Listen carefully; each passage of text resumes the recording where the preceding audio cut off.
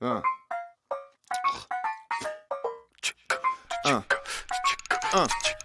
Knocked his ass out and kissed him on the cheek. He fucked up just by thinking I was sweet. I run the city mag, I thought I was some cliques. You never heard someone like this upon the beat. Tutti fruity, the booty duty is jury duty. Moody foodies, jacuzzis is filled with bougie booties. All of this money, don't know how to count it, man. I think I need a computer. I can't live in deep, man. I live at the funeral. I got no need for a shooter. I'm getting bigger.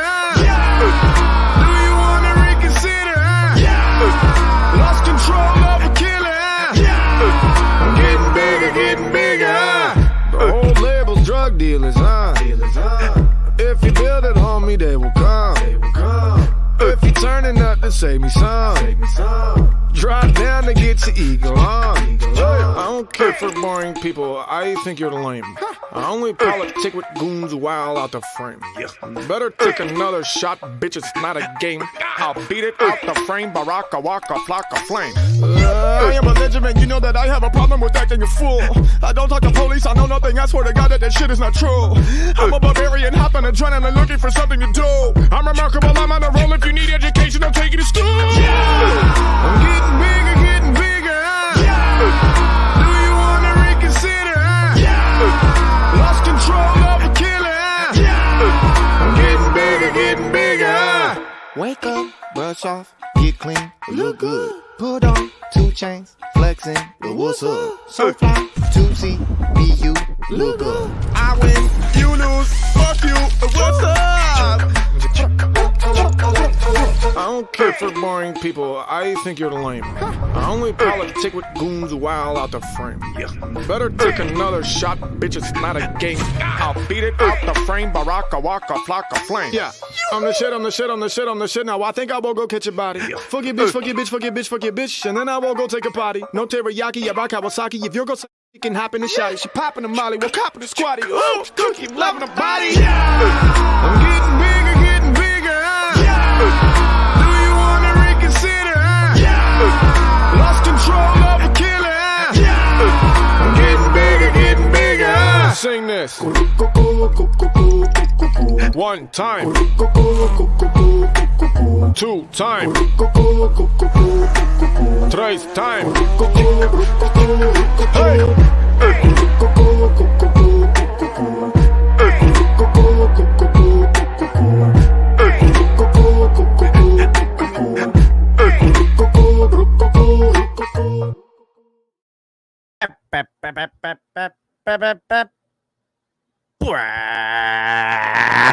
What is happening to you guys, and welcome to another episode of the Finn's Tailgate. I am your host, Capitan, and tonight on the tailgate party that never seems to stop, got a special guest host coming up. Hope you guys will enjoy the show. We were chatting it up backstage about a couple of the topic ideas we're going to delve into around yonder.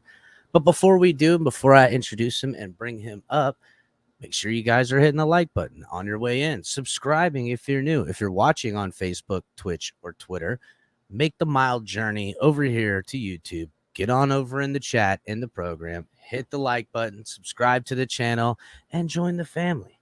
Also, guys, make sure you're checking out all the great content we have here on the network. You got myself with the Finn's Tailgate. You got Color and Ali in the mornings with the top of the tailgate show.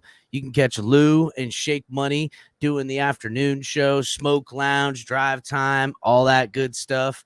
Make sure you guys are supporting the channel. You can do so with Cash App or Venmo at the Finn's Tailgate. Always appreciated. Or you guys can join the membership, become a member of the channel. We appreciate that. Or just share the video. Hit the like button. Share in those ways. You know, that's all we ask. But also, guys, make sure you're checking out Fanatics link in the description. Got great stuff at Fanatics. Let them know we sent you by using the link in the description. And, it helps out the program. Also, check out our friends over at W Energy Drink.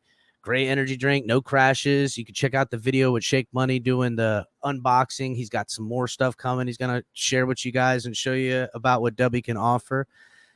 And then also don't forget our friends over at Backroom Collections, where they have one-of-a-kind canvas artwork. If you guys use offer code TFTG, you'll get 10% off of your purchases with them, as well as Dubby. Use that same TFTG offer code to get 10% off your first purchase. And then also, guys, make sure you're checking out our website. All of our great gear. We've got some of the new Lou Cooking Folk friggin' cooking aprons and stuff like that. Make sure you can find all that great gear, all that cool stuff on our new website, tftgnetwork.com. Make sure to check it out. Get ready to dive into a new role of online shopping with the Fins Tailgate. Whether you're a die-hard sports fan or just looking for the latest fashion trends, we've got you covered. With a wide variety of products from your favorite sports teams to stylish accessories and home decor.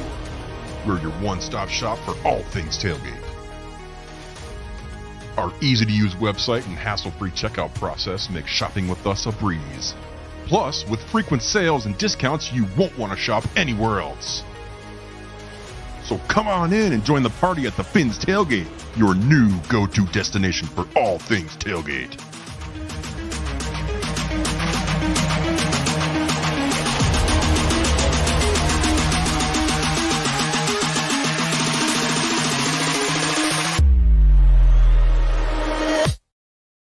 Yeah, guys, make sure you're checking out the website. We got firsthand articles from myself, Ali, Color. You'll get some more articles from the other guys through the blogs category.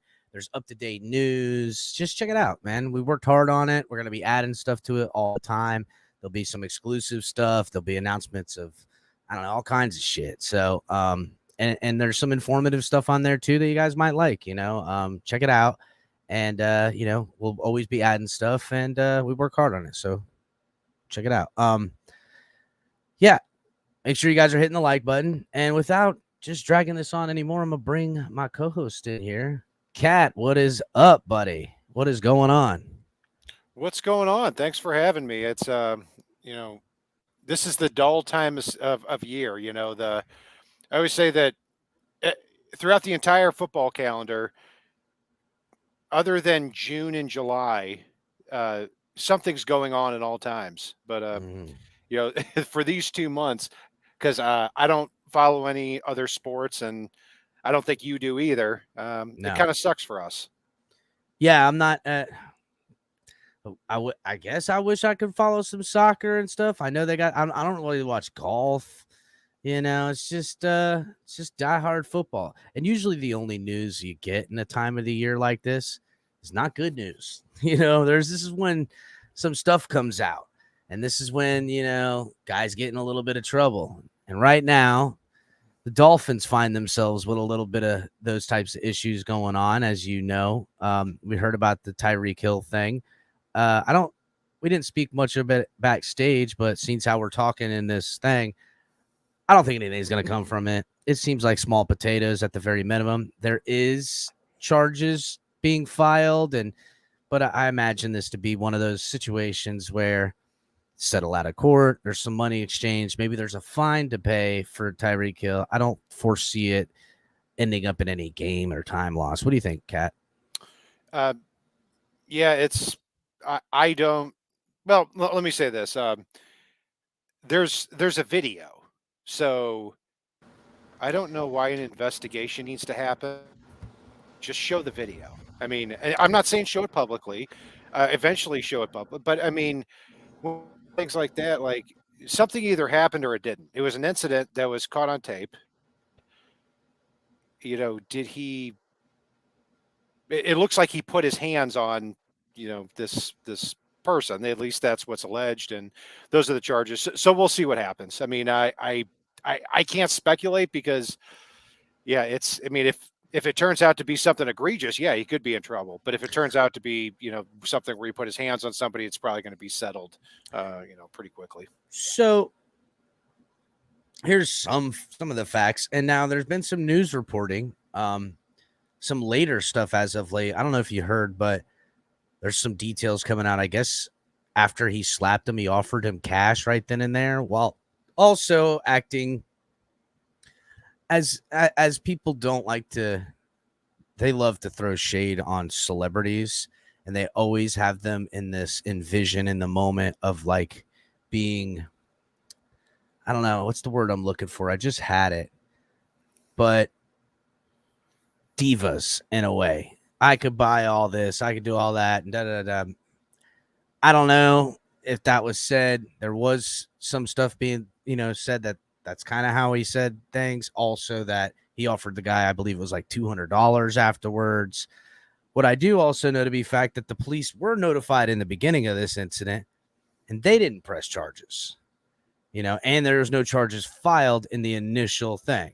I'm sure as time wore on, if it was a aggressive fight me type slap, then yeah, maybe the police would have said something. If he just smacked the guy off the end of the dock, then yeah, maybe the cops would have been like, dude, you assaulted this guy off the dock. But if there was a little get out of here type of thing, again, you're not supposed to ever touch anybody, but nothing warranted right there. As time moved on, guys probably thinking, hey,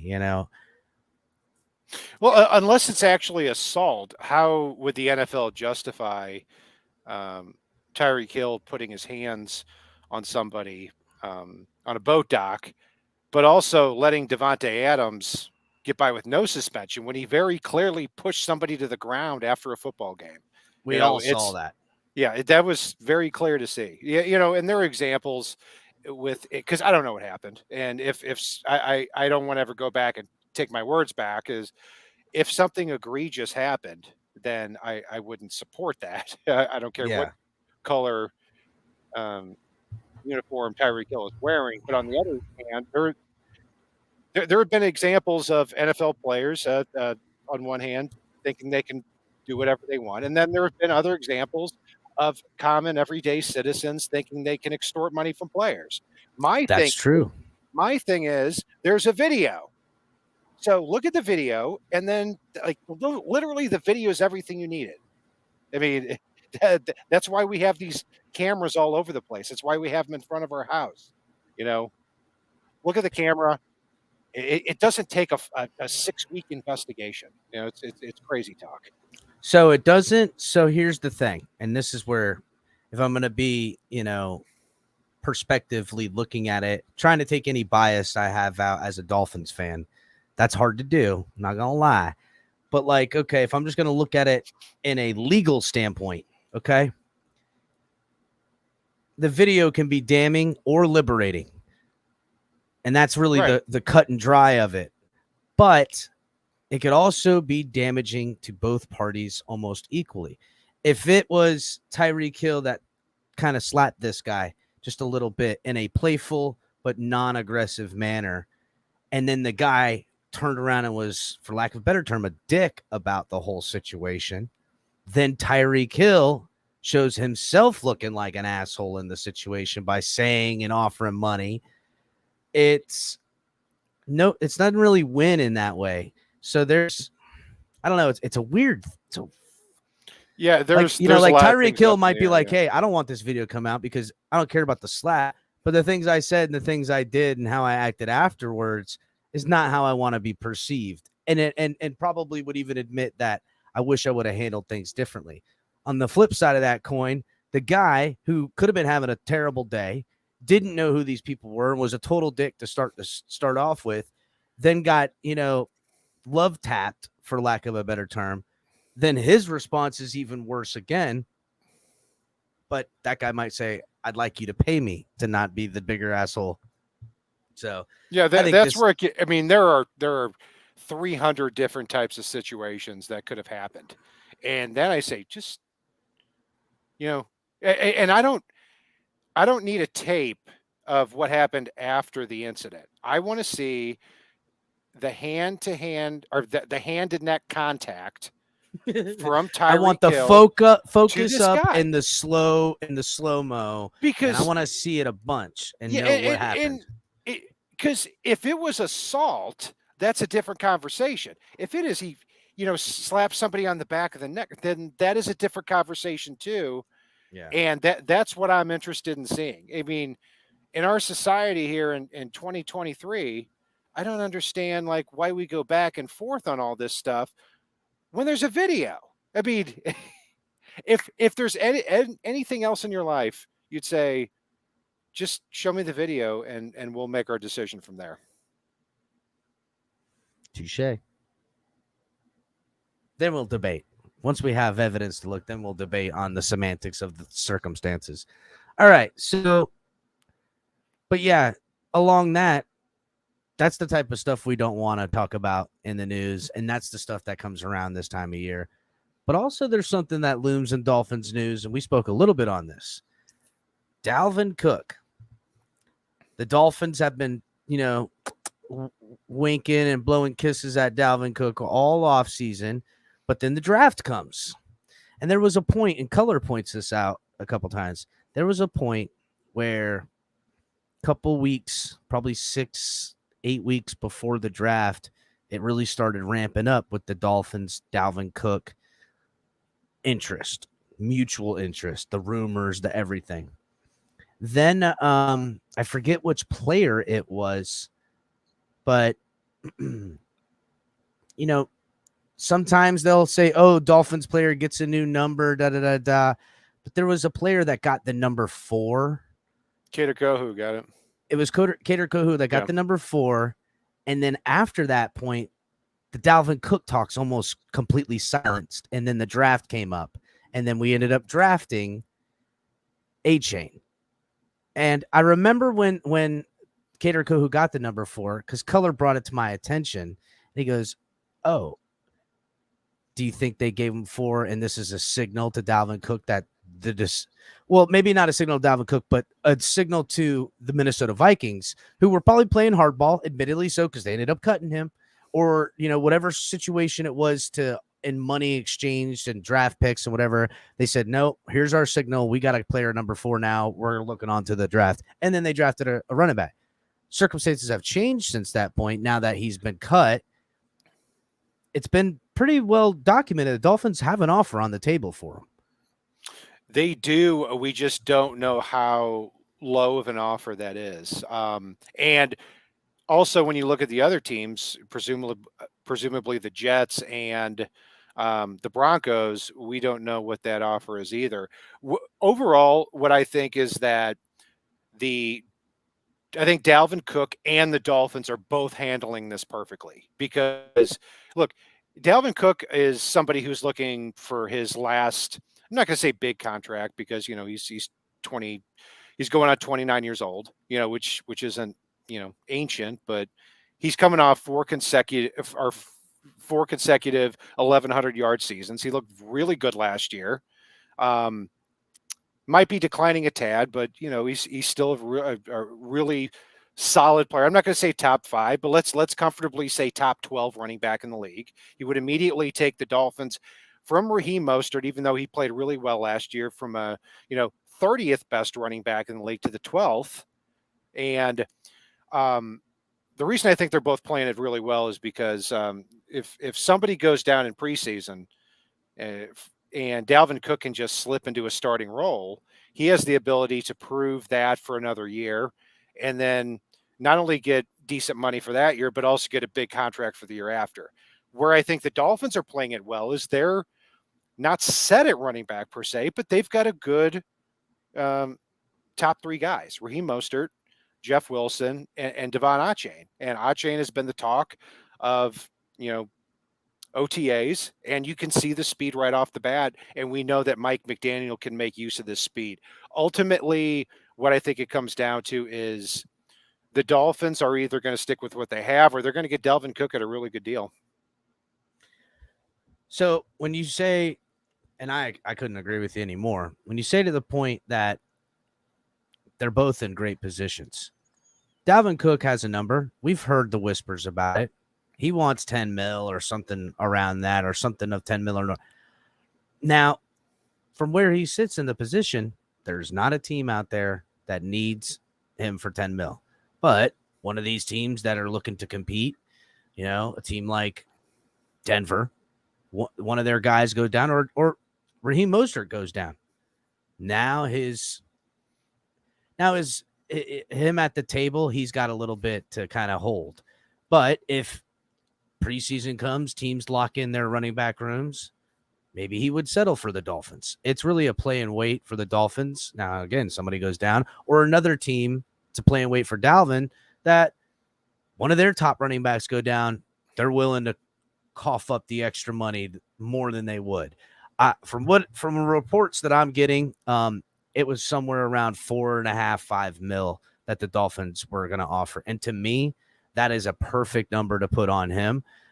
Because I feel like, yes, he would come in and be the 12th ranked running back on the Dolphins, or excuse me, in the NFL, being the best running back in that room, hands down. Now, we don't know. A-Chain might be the guy. This happens every year.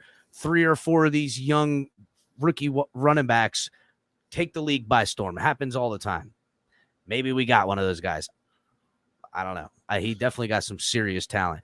But I'm not interested in having a feed the rock type of running back. To me, the sales pitch, if I'm sitting across from Dalvin, is, hey, I might not be giving you 10 mil, but I'm going to give you 6 mil, something like that. And I'm not going to ask you to run all these snaps. I want you to run 6 mil worth. I'm going to give you a paced load because I want you later in the season, and we'll have money for incentives in the playoffs and stuff like that. That's to me where they could probably meet in the middle, and maybe we find ourselves in that situation as camp starts rolling around. I agree. And the Vikings wanted to go with a running back by committee approach. Obviously, they wanted to get rid of some money too. But yeah, when it comes down to it, I mean, the running back position is just not. I mean, there were so many years I thought the running back position was way too valued in the NFL. I thought getting him, 10, 11, $12 million a year, 5 to 7 years ago was ridiculous. But now it's kind of the point where I think it's too small. Like, it's great value to get these guys. For example, let's say that the offer to Dalvin Cook was $4 million. I mean, Keon Crossan, you could cut today and save $3.2 million clean. He's not owed another dollar this year. You could cut him and save $3.2 million. Wouldn't you cut him and stack that on top of the offer for Dalvin Cook? Or am I just, am I underthinking this thing? I like Keon Crossan. I don't. Yeah, but I hear you. I mean, okay, you got 4.5 mil. Now here's 8 mil. Come here. You're talking about losing Keon Crossan and getting him by just reallocating the funds to him. I can't push back on that. That's a great answer. I mean, because I like Keon Crossan, played clutch at some times. He never was really played the role we thought he was going to play as the special teams ace. That's what I thought we were going to get from the guy. But when he was asked to step in a decimated DB room, I didn't see him getting exposed out there all too much. I don't know. Yeah, at cornerback, he was drafted by the Patriots. He was with the Texans, and he's always been a man-to-man cover guy. Now they're switching to zone. He has no fit in this defense at all. He's a good special teams player, but I would rather have Justin Bethel, a Pro Justin Bowl Bethel is teamer. one of the guys, and I like Justin Bethel. I think he plays, and for the dollars to cents when you're talking about maneuvering cap and maneuvering positions. And don't let Dalvin Cook's agent hear you say this. He said, "Hey man, let's settle on 8.1 million right now. We can do this right now. Cut Keon Crossan. Boom." Right, exactly. And that's my point, is that if it's a matter of a few $1 million, cut Keon Crossan. Move a couple of dollars around. I mean, in a season like this, if you want the guy, then I'm not saying go get him for $10 million, but if it's the difference between $5 and $8 million, cut Keon Crossan and use the Keon Crossan money to get Dalvin Cook.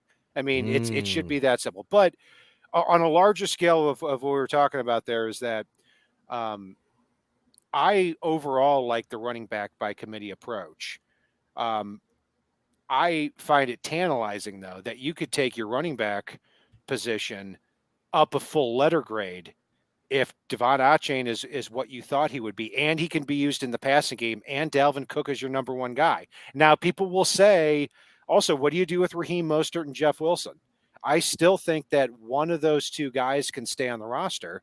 Let's say it's Jeff Wilson because of the power component, and I'm not going to assume you can trade Raheem Mostert, even though I think a team would be crazy not to give a seventh, trade a seventh round. Yeah, go ahead. There is a team that has a little flirtation with maybe that, because a dark horse team to make a run at Dalvin Cook, which is real dark horse, is Dallas. But Dallas doesn't really want to spend the money or have the money, but maybe they'd be really interested in a trade of some form, or maybe a draft swap and Raheem Mostert, and take on that money, and that money right away goes right to there. You don't even have to get rid of Keon Crossan if you were able to work out that trade right there, because if you're at 4.5 and you take Raheem Mostert's money left over, what does he do? A little over 4, I think, or right around 4. Now so he's cheaper than that. I mean, is he? If you were, let's say the Dolphins were to get Dalvin Cook, have Achane and Jeff Wilson, if they were to cut Raheem Mostert, they would pay him $1.5 million, or excuse me, they would save $700,000, and they would basically be out $1.5 million for Mostert. That's it. So you could cut him and not feel too bad about that. But I also think that another team around the NFL, I mean, for a 7th round pick, the Dolphins could hopefully unload him and unload that small salary, and another team would get a really good 2nd or 3rd running back. Yeah, I agree. Couldn't agree more. Yeah, I think it is a good waiting game. I think he wants to get all the money he wants. And I think the Dolphins, I mean, look, I don't know. Maybe they're just in love with their running back room. Don't know. I don't think Cook is going to sign anywhere until August. That's my prediction. He's going to wait for camp. Listen, always in the month of August, people go down. And if the right guy goes down, he might clean up. He might be able to hold their feet to the fire and really get some money off somebody. And God bless the man for it. But he definitely wants to be here in Miami. This is where he's been wanting to come. And shit, Cat, you done solved that problem quick and easy. Bye, Keon.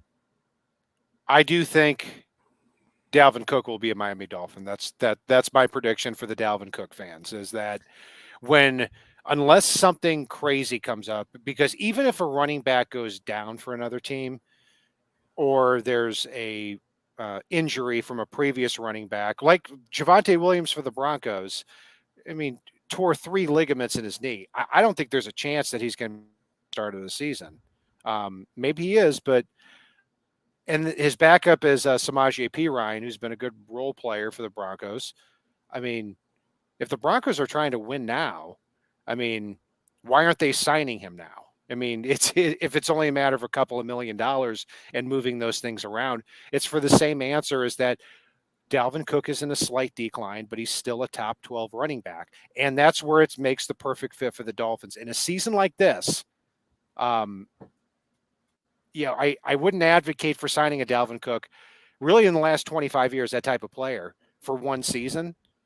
But in a season like this, look, the Dolphins have got to win in the next 2 years. That's where they're stacking it's a the go roster. for broke situation right now, Cat.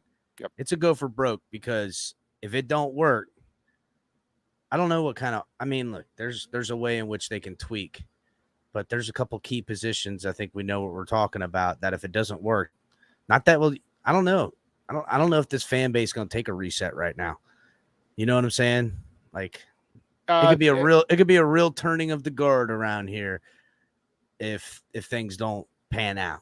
Let me tell you this. I've been a Dolphins fan for almost 30 years now. Okay. I'm going to be 40 here in a couple of months. I haven't seen a playoff win since high school. Okay. I am not afraid to go all for broke in the next 2 years. Oh no. And then if it doesn't work out, just blow the whole thing up in 3 years. Because that's what's going to happen anyway. That's what's going to happen if it doesn't work. You're going to blow the whole thing up, keep a couple of players. You're going to keep the core players, Jalen Phillips, Jalen Waddle, those types of players who are, in their low to mid 20s. But the rest you're going to blow up. You're going to fire the coaches as well as you should. I don't think it's going to come to that. I see great things happening for the Dolphins the next 2 years. I agree. I sure hope so. I agree because that's where I'm hanging it. But again, I haven't seen it since high school either, dog. You know what I'm saying? I haven't seen it in high school either. So if it was more of the same, then but to your sentiment, I want to see you try. If you're telling me 3 to 5 million, maybe not 5. I'm not interested in giving them 10. I feel like I'm being not screwed over. It ain't my money, but I don't care. Go get him. Go get DeAndre Hopkins too. Fuck it. Let's get everybody. Yeah, I mean, Hopkins, I thought was going to go to the Patriots, but they gave Devontae Parker a 3-year, $33 million contract. What are they thinking? I mean, I tell you, God bless Devontae Parker, dude. What's his total earnings now? It's got to be. I don't know what his. When Devontae Parker was in the building, I was the biggest fan of him, and I thought that the Dolphins and Patriots both got good sides of that trade when it happened.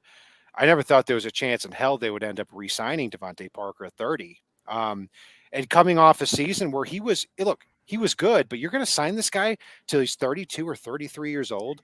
I've never seen it. How many yards did he get last year? Oh, did he break 1,000? No, he was somewhere in the 800s, I think.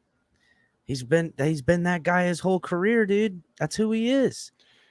Well, he's worse now, in my opinion, because now this past year he stayed healthy and didn't. I mean, his separations. I can't quote the exact source, but his separation was never good. But it's been getting worse according to metrics. And as he gets older, those contested catch like Randy Moss when he entered his 30s, they're going to go like, what are you doing?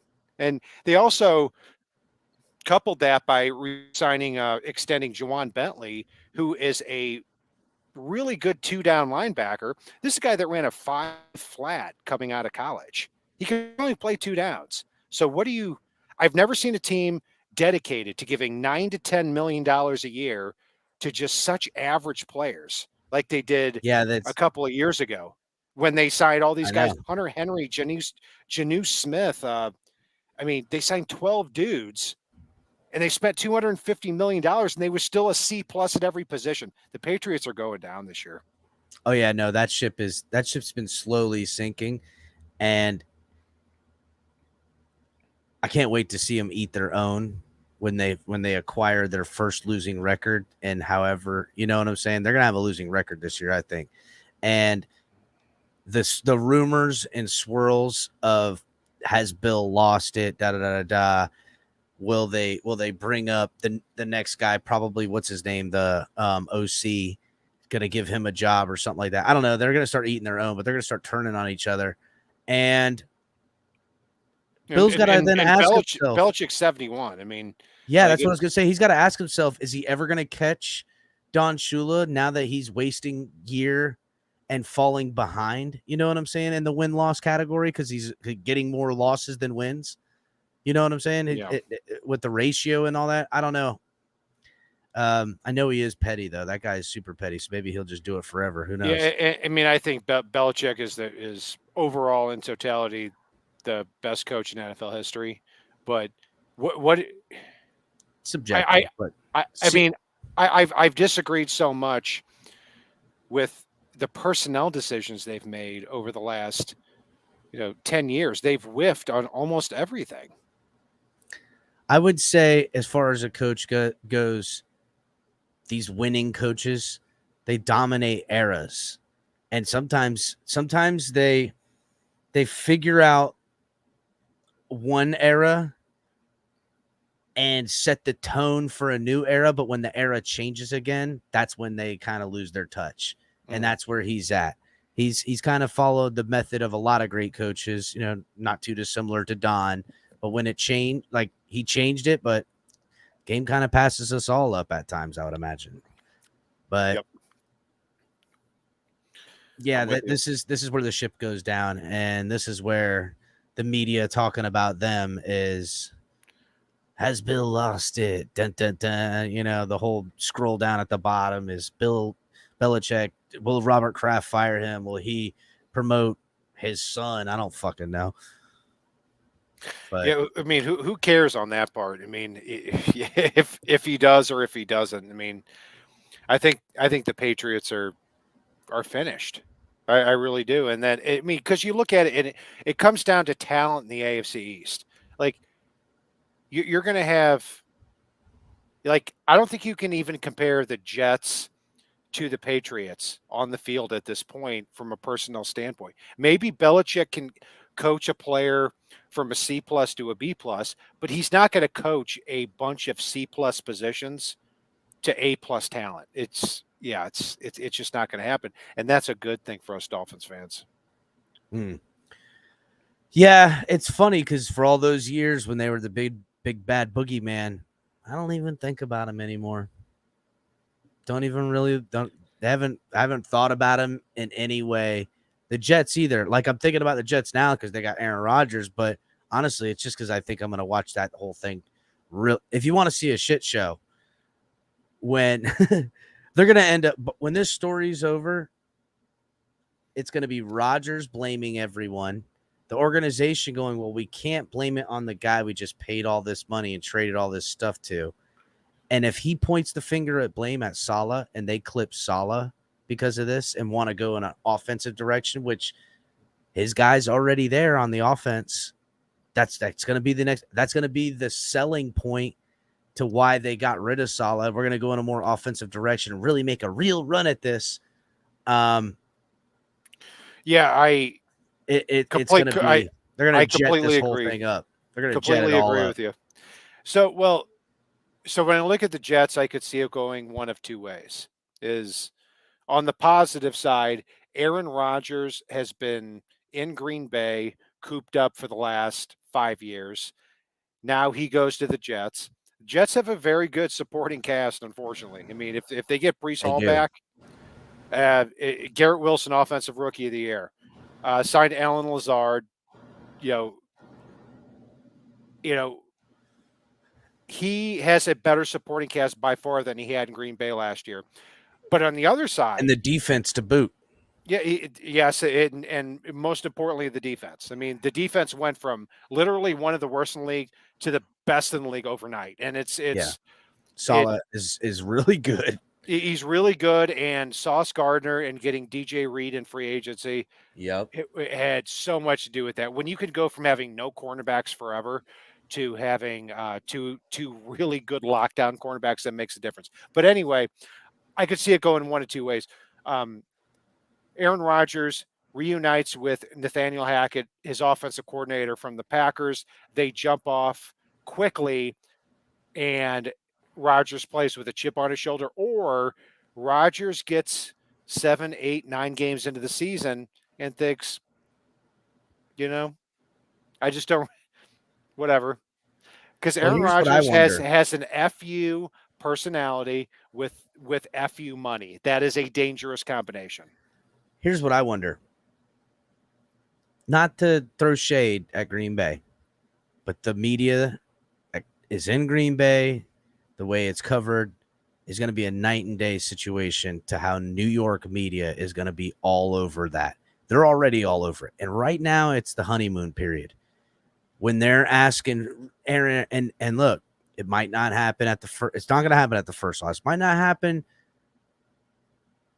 till the loss. You know what I'm saying? Till the one where it's, 5 weeks left and you just lost your 7th or 8th game. And now you may not be out of it. Things got to break right, or you got to defeat these opponents. And is Rodgers going to give the FU attitude and it's going to start rubbing the players the wrong way? Is it going to start rubbing coaches the wrong way?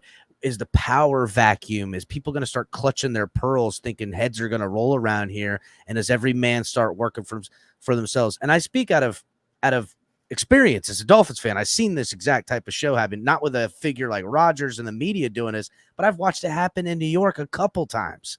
This exact situation I'm talking about.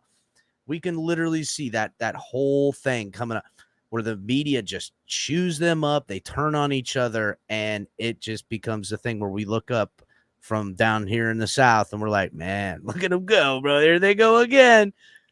Yeah, exactly. I mean, he's had 2 experiences talking to anybody as far as football, as far as the media in his life over the last 20 years. That's Berkeley, California from 2001 to 2004 in college. And then in Green Bay, Wisconsin, where there's literally nothing going on except football from 2005 when he was drafted to this past year. Yeah, I agree with you. I hadn't thought about that, the New York media with his personality, that could be explosive. Well, think of it like this. Look at how the Trey Lance thing, when they drafted Trey Lance, or not Trey Lance, Jordan Love, and that whole media swooped in on that situation. Now, I'm not saying that that's going to happen with Zach Wilson, but the heat got turned up. We started seeing him be the way Rodgers can be. You kidding me? New York media is going to eat that up if he starts acting that way about anything. They're going to eat it up. It's just going to be a whole different ball game of problems that I can see coming that way. Yeah, I'm with you on that. And the Bills, back-to-back 13 win seasons. But they are viewed as a team now that, and I don't think they should be, because to me, when I look at three teams in the AFC, I feel that Josh Allen, Joe Burrow, and Patrick Mahomes, just on their talent alone, can get those teams to 10-plus wins. And it's been demonstrated in the last 2 years as well. A lot of things have gone wrong with those teams, but those are the top three quarterbacks in the NFL. And that's where the Dolphins need to get to with their offensive output that they had last year, combined with Vic Fangio this year. It was a great offensive performance last year for the season as a whole. I mean, you're talking about a team that was top 10 in points and in yards. I mean, they did things that no Dolphins offense has done, in the last 25 years. But they have to continue that, and if they keep building on that and adding to that, and that's what I'm pumped about them dedicating themselves to. They kept Mike. I mean, obviously they keep Mike McDaniel.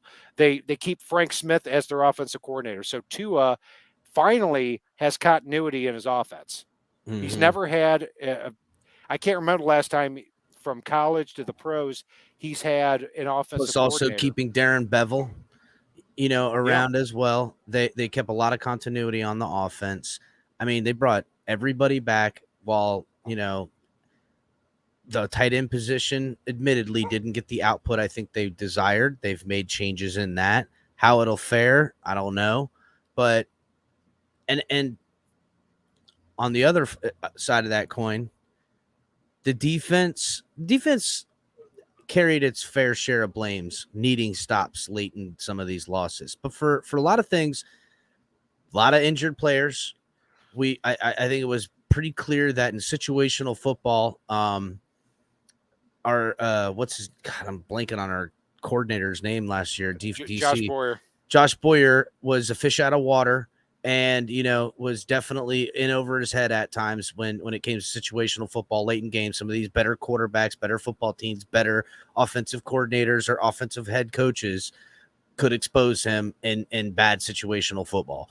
Along with losing a lot of talent that I think he had hoped to lean on, at times, and for how his scheme is, losing a lot of the DBs just really put him in a way. But now with Fangio and we add Jalen Ramsey and stuff like that, like this is a defense that can be coupled with this offense to make a formidable opponent for any football team in the NFL. Yeah, and a philosophy I have when looking at, when people say that injuries are excuses, when a position gets completely wiped out, it's a different thing. And when you look at last year, Byron Jones, who was, taking up $18 million in your salary cap, when he is thought to be back for game one of, in preseason, he's out for the year. Brandon Jones gets hurt during the year. In the middle of the season, Nick Needham, who is the 5th defensive back, gets hurt for the year too. I mean that, and Xavier Howard plays the entire year, either coming out of games or with injuries. I mean, other than it made Javon Holland completely ineffective, and God bless Cater Kohu. So now you take it to this year. You have Xavier Howard healthy, opposite Jalen Ramsey at the other spot. You draft Cameron Smith in the second round, which is something, I wish Dolphins had taken an offensive lineman, but I love Cam Smith as a prospect, and I love what he brings to the possibility of the defense. You're talking about being 6 or 7 deep at defensive back with a coordinator in Vic Fangio, who is phenomenal. That's really where I'm hanging my hat. Vic Fangio has seen it all. He has consistently had top defenses. And I mean, I look at our defense just top to bottom. First of all, the continuity we just spoke about on the offensive side. This defense has a lot of continuity in it as well. And you add a seasoned veteran in Jalen Ramsey. You make some adjustments for schematic wise as far as the linebackers go. We bring back Andrew Van Ginkel, going to be using him now at inside linebacker, which is a position I think he should have been at all along, honestly, personally. And Vic, just knowing what he knows and what he wants, he's a guy. He could have had any DC job that was open on the market. He's looking at the Dolphins roster and saying, "Oh yeah, I could take this squad and really do some damage right now." And what you said is perfect there with Andrew Van Ginkel. It's because Vic Fangio thinks that he should be an instinctive inside linebacker. Those are the judgment calls that need to be made. That's exactly when it comes right. to that, because, and it's not that Van Ginkel didn't make plays. He had a tough season last year. He had the surgery early on. He spent most of the year recovering from that. He didn't make the plays he used to make. He didn't have the timing that he had before, but Fangio immediately said, no, he's not an outside linebacker. He's an inside linebacker in this defense. Called him personally to tell him, I want you back here. And I mean, that's the type of leadership we needed in the defense, along with, not catching the injury bug and him tweaking it to the talent. We are going to be, I foresee a lot of those big plays we could have, before last year, the defense was something we leaned on a lot. Turnovers, stuff like that. I think we're going to get back to a defense that can measure to that type of defense we had, along with the offense we've seen last year. That's a team you can get real excited about. Yeah, I mean, when you look at just the overall statistics of the Dolphins defense last year, even when taking the injuries to DB into account, I mean, it's not good enough. It wasn't good enough last year. I mean, yards allowed 18th in the NFL, points 24th,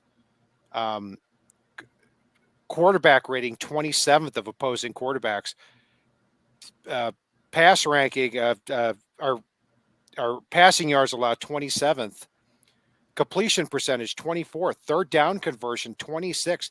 These are bottom number statistics, and there is no doubt from a talent perspective and with Vic Fangio, something is going to change, because it would not make sense at the end of the year if you have Bradley Chubb and Jalen Phillips on the outside, Christian Wilkins, Zach Sealer, Raekwon Davis on the inside, David Long. Don't forget about Emmanuel Ogbah up on that mix as well, too. And he's a backup technically. I mean, with this cast of characters, yeah, and a guy like that to be in rotation, I mean, it's just the front line is going to do a lot of damage. Yeah, why isn't it? We haven't gotten even to the best part is defensive back. I mean, right. on two sides, I mean, there was never in my wildest dreams that I thought Jalen Ramsey in a window like this in 2 years, You're talking about a guy who is 28 years old and has made 6 Pro Bowls. This is a Hall of Famer already. Mhm. Okay, if he fell down the steps tomorrow, he would be a Hall of Famer. He won a Super Bowl ring and had 6 Pro Bowls. That's how talented this dude is, and he can also move all over the defense. He was better in the slot, which makes Cam Smith. If he wins that job, we've actually got Cam Smith battling Cater Kohu for that outside spot. You could combine 3 defensive backs and play at an elite level, possibly at all 3 of those spots. I know. I when I think of this defense, because I think of how versatile our D line is with the outside linebackers used as pass rushers, but also having some experiences dropping into soft zone areas like out in the flat and stuff. We know we've asked that of some of these guys. Jalen Phillips is he's a freak athlete. You can ask him to do that all day.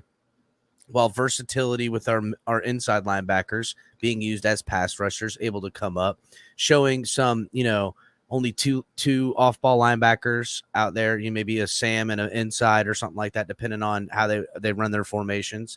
But then the versatility in the back end, to me, this is going to be a truly hybrid defense where all 3 levels can mix in and out. I expect to see 3 safeties on the field sometimes. And then after the ball is snapped, one of these safeties is going to drop into a linebacker as like the jack roll. And I don't care how seasoned of an offensive quarterback you are, play caller, anything like that. When a defense is moving around and a guy you were looking playing off-ball linebacker is now in this series rushing you from the outside, while you're paying attention to that, you forgot that Ramsey, who've been playing lockdown for the last 8 series, is now hiding in the box. You forgot to keep an eye on him. You took your mind off him, and that's when he's going to get you. And that's what Fangio is going to do with this multiplicity of movement. It'll be a lot of trickery. It'll be a lot of, and a lot of times you can impose your will with the offense. That's the whole point. There's going to be times in the game where we're going to impose our will with the defense against offenses. They're looking to change their play from the formations we're showing them. Yeah, and that's the difference, is that Josh Boyer, I defended a lot, and I thought I did not want him to be the Dolphins defensive coordinator this year because the personnel was changing. That was clear. It had to go a little bit more to his own defense. I thought he was a really good defensive coordinator with the talent that he had in a New England Patriots style blitzing defense at the time, but that died out. That's irrelevant now. Now, in this type of defense, you're talking about players who can, on the front end, with Christian Wilkins and with Zach Sealer and with Raekwon Davis, they can eat up blocks. And then on the outside with Chubb and with Phillips at 6'5", 270 pounds, who run a 4.5. That's it. Not only that, they're not just workout numbers. These are proven top 15 players at their position who are not even 28 yet. Jalen Phillips isn't even 25. And then you've got that secondary. So when you look at the Dolphins defense, there are at least 7 players. When you look at Sealer, Wilkins, Phillips, Chubb. Javon Holland, Xavier Howard, and Jalen Ramsey, who are at least B+ to A+ players at their position. And that's exciting. Yeah, I know. And any one of these guys can step in the other positions. And if not for nothing, I look at the rotation behind it. I don't feel bad about, I know we don't have answers in some of these other positions, but I like the potential. Like the guy, whoever's going to play next to Javon, I think we all know it's going to be Brandon Jones. I love Brandon Jones. The guy is an amazing tackler. Cater Kohu, amazing. And those aren't even of the 7 you're naming. I'm super excited about the prospect of what Andrew Van Ginkel will be as an inside linebacker. Will this be the year for Raekwon Davis to step up and make his presence felt in this defense? Getting back Emmanuel Ogbah, is he going to go back to 10 sacks and batting 8 passes down along with what everyone else is doing? the impact of any one of these players next to all the guys I think I can count on the impact of them having, you're going to have to account for all these guys. You're going to lose on your matchup somewhere because of the talent and talent alone. Coupled with a guy who knows what to do with talent, forget about it. Yep. Yeah, Forget absolutely. about it, bro. Forget about it. And if you're talking about three safeties, Deshaun Elliott, I thought was a really underrated signing too, because you're talking about somebody who played almost 1,000 snaps last year for the Lions. The Dolphins signed him for a fully guaranteed 1 year, $1.7 million contract. And he and Brandon Jones were teammates at Texas. So they have the communication skills down. Remember, Javon Holland and Verone McKinley. Yeah. Same kind of situation.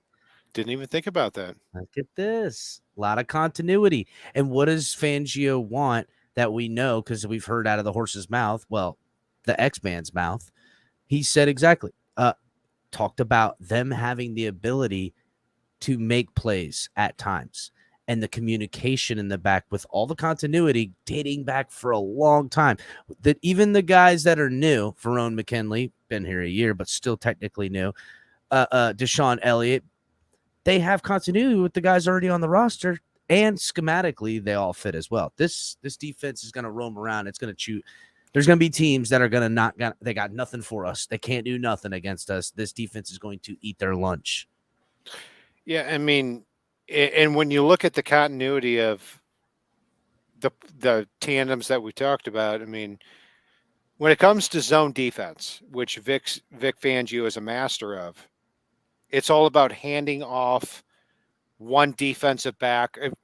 When a wide receiver goes into his route, it's all about handing him off from one defensive back to another. Mm-hmm. So when that happens, there has to be those communication skills. That's where coverage breakdowns occur. So when you've got Brandon Jones and Deshaun Elliott, as well as Holland and McKinley, hopefully McKinley makes a team and he's fast enough. But then you've got two Pro Bowl cornerbacks on the outside with Xavier Howard and Jalen Ramsey. And you also made your first pick, Cam Smith. Ball hawk. Kid's a ball hawk. I'm telling you. I've been wrong on defensive backs in the past, but Cam Smith, I wish the Dolphins would have drafted center John Michael Schmitz. He was by far my number one player on the board at number 51 when he was there. But Cam Smith, even though the Dolphins had no need at cornerback, was one of my top players there. And the reason is because it was clear at South Carolina that when he was in press defense, he wasn't all that great. But when he was in zone defense, he was fantastic. And he can throttle down. He's 6'1", 183 pounds, and runs a 4.43. But more importantly, he has instincts and has offensive lineman type of reach as far as his arm length. So this is somebody who is 21 years old and is going to be able to sit back behind Xavier Howard and Jalen Ramsey. I mean, yeah. So either he creates an immediate impact, or he's learned from one definite Hall of Famer in Jalen Ramsey and one probable Hall of Famer on the other side in Xavier at least a Howard. Ring of Honor member. You know what I'm saying? He'll be recognized by Dolphins at the minimum. You know, as far as, but yeah, dude, this is there's a lot to be excited about on both sides of the ball with the team. When we're talking defense, though, and trying to switch gears a little bit here, we spoke a little bit about, contract situations. Now, we were talking about, Cook and bringing him and stuff like that. This business with Christian Wilkins. Now, he's in his 5th year. We do have a franchise tag that could be exercised. A lot of people think he should be paid. I'm hearing crazy numbers around here, like $22 million a year. I'm not comfortable with that. I have my opinions on what the Dolphins should do and how they should play this entire situation. But I would like to hear your situational first. See, this is the whole reason I came on the show, is that I thought we were gonna. I've been chugging Red Bulls for the last 6 hours. I thought we were going to go at it about this when it came to Christian Wilkins, but I think I would not re-sign Christian Wilkins. Okay, given resign or just extend, because I think there's a way to have our cake and eat it too. I would not pay Christian Wilkins $22 million or $18 million a year. Or even close to it, as far as a contract extension. Let me be clear on this, is that when it comes to Christian Wilkins, when I say would not resign him, the tendency from anybody tends to be that, well, you think the Dolphins are not as good of a team with Christian Wilkins. No, when Christian Wilkins sees that money, if you extend him into 2024 to 2028, you're talking about extending him into years where he's 29 to 33 years old. I'm not paying him during those seasons 20-something million a year or anywhere close to it. I love Christian Wilkins. I agree with, he's one of my favorite players in Dolphins history, but I just don't think it's a wise investment to do that. And yeah, I can't do it. I'm 100% in agreement with you. He's to me, this is how the Dolphins had their cake and eat it too. Christian Wilkins is in a 5th year. He's got everything to earn. And I wouldn't say he has nothing to lose. He's got a lot to lose, but I wouldn't say he has everything to lose, because even if the Dolphins don't re-sign him, someone is. He'll be a free agent. He might get the most. He'll definitely get the most money of his career. And what he's worth to somebody else on the free agent market, a top tier tackle, a guy who was number 1 against the run last year at his position. He doesn't have the sack numbers or the impact plays. We know he's got some interceptions. He's been used as fullback. He's a great team guy, leader, all that stuff. But if you're talking a multi-year contract for him, even to the effect of what Ed Oliver got, a multi-year deal, I'm just not comfortable with it. And I would rather transition or franchise tag him next year, which could be, 20 million even, but at least it's just for one more year. And I'm not tethered beyond the 2-year window when I got to worry about guys like Tua. If he works out, I gotta worry about keeping talent I know I can't live without. Now I get it. We lose a Christian Wilkins, we very well may feel like, damn, we've lost it out. But to me, it's an easier hole to plug than ones I know I don't think I can plug if those guys are gone. Yeah, exactly right. And the Bills re-signing Ed Oliver for that money shocked me. Yeah, me too. Because not only did it surprise me, but when you look at that draft class in 2019, you had Ed Oliver, who went number 9 overall.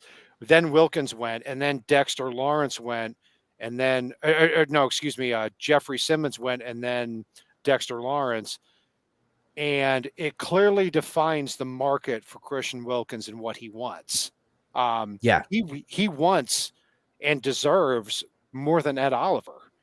He does, but not probably as much as Jeffrey Simmons, and maybe not as much as Dexter Lawrence, but close. So that's where it gets to $20 million a year is what he's going to ask for. And if you're talking about somebody who is, a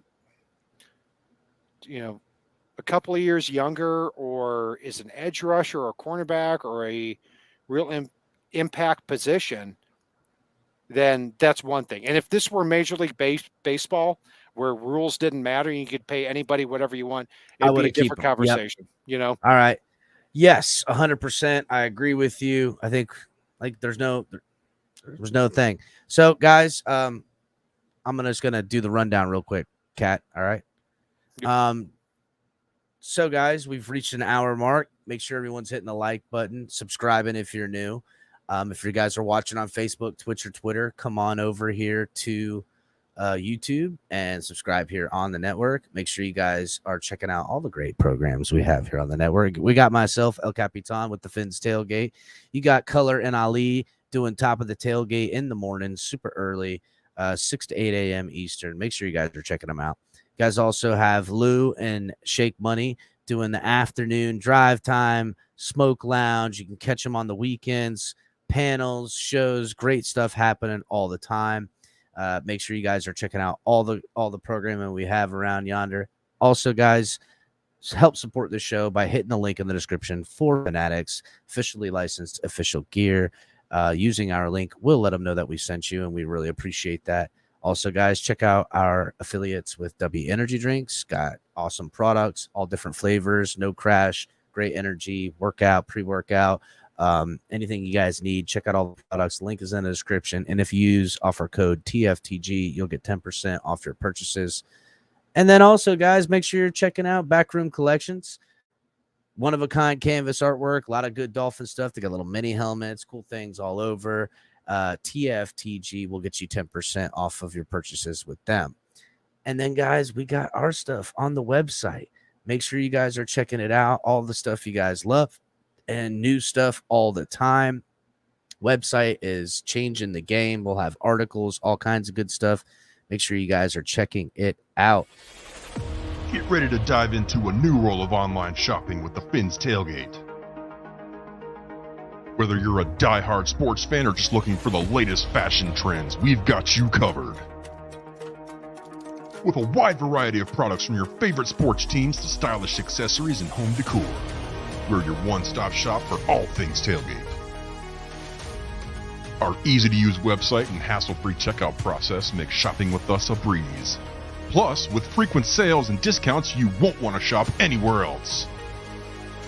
So come on in and join the party at the Fins Tailgate, your new go-to destination for all things tailgate.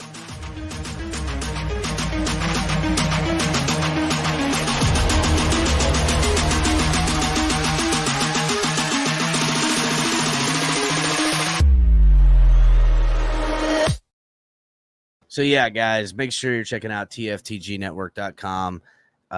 All kinds of good stuff coming up on there. Things coming out all the time. And, we work hard on it, man. We're proud of it. We want you guys to enjoy it. And it's going to measure the growth of the channel and utilize, with all the affiliates. Don't forget about KP. I forgot to mention on here, we're waiting on the new one to come. We got KP. Also, Kahari doing some stuff with the network. And keep a lookout as Kahari starts finding his niche up around this thing. We got some ideas cooking. We're going to have a good time. And, everybody enjoy. So, Cat will be back here any minute now. But, yeah, everybody in chat, didn't get the shout out everybody like I usually do. We're kind of on a tight window, but shout out to everybody in chat. Shout out all the members, all the mods. We really appreciate you guys. Make sure you guys are helping the channel by joining the membership. That's the wrong one. Where is it? There it is. Boom. Join the membership. Become a member of the channel. It's a great way to support. You can always use super chats. Get your questions in. I see a lot of people in there. I saw you in there earlier, Big John. Mark's in here. Todd's in here, B. McD, John, Crazy Dolphin, TDR, Cap for Life. What's going on, buddy? CCR, Michael K, Adam, Newfoundland, Fred. I saw Lou creeping around in there in color and a couple of the other guys. Raph. What else did I see in this? California, my guy. Pretty sure I saw Marino's goat in here earlier. Dante, what's up? Let's see. Shake Money, obviously. Yeah, I just want to shout everybody out. Make sure you guys are hitting the like button. Craig, what's going on? Rodgers. Alex, what's going on, Alex? Have I changed my phone number, Big John? No, I don't. I've had the same phone number for forever. Bryson, what's going on? Let's So yeah, everybody, what's good? Make sure everybody's hitting the like button. John Featherland, what's going on? All right. Let's see. So I think the next thing we're gonna get on is a little something Brian and I talked backstage, or Cat and I talked about backstage, is some things you wanted to bring up, about some 53-man roster projections. Something I found interesting. You had some battles, some position battles that you were interested in checking out. What positions were you really honing in on around here? I mean, when you look at the preseason as a whole, the number one position I'm looking at is whether or not Isaiah Wynn is going to challenge Liam Eichenberg or Austin Jackson at left guard or right tackle. And it's not because I think Isaiah Wynn is a great player and he's somebody that, you're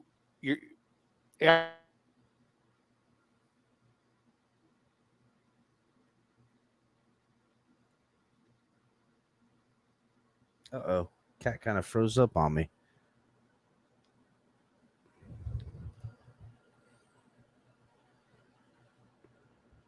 Cat froze up a little bit on me. Is that just on my end, or is Cat frozen up for you guys too in chat? He is froze. Let me know in chat. Is Cat frozen? Or is it me? Yeah. Cat, you froze.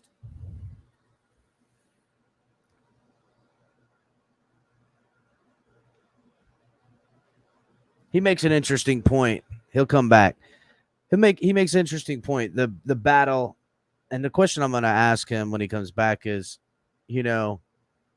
oddly enough, Connor Williams has really put himself in a dumb position here by holding out, because Isaiah Wynn coming in and playing well at left guard allows,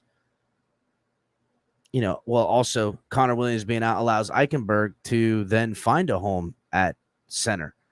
And, man, I don't know. Connor Williams might have just shot himself in the foot. I know he played extremely well, but let us not forget, he was a guard that we turned into a center. Liam Eichenberg, for all the trash talk and the fan base wants to do about the guy, he's always been put into a bad situation. He's always been moved around to fill up holes that are happening on the offensive line. We've had a lot of offensive play calling and things change over here. And, maybe center is where the place he should have always been. So if he plays well, and Isaiah Wynn, who I think is a lock for left guard, I don't know if he would challenge Austin Jackson so much for the starting role. If I see Isaiah Wynn as the starting right tackle, Austin Jackson's a goner, because that means he is just falling right on his face, because Isaiah Wynn, he played right tackle for the Patriots. It's not really where he plays best at, but he does have experience in the NFL at right tackle. I'm not interested in having him play there. But if he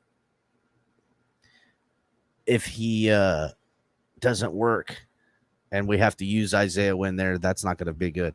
Yeah, John, I don't know. That app that you use to call me on, I don't really use that thing. So sometimes I call or I check on it or something like that, and it's got to re-download. It's a fucking pain in my ass, bro.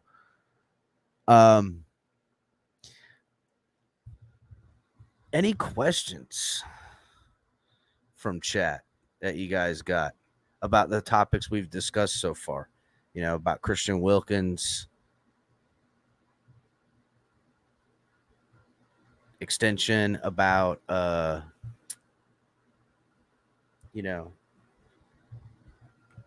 any of the topics we've discussed. Dalvin Cook.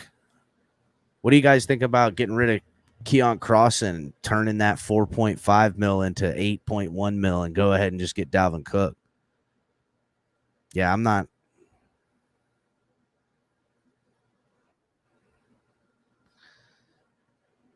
What's your question, delusional?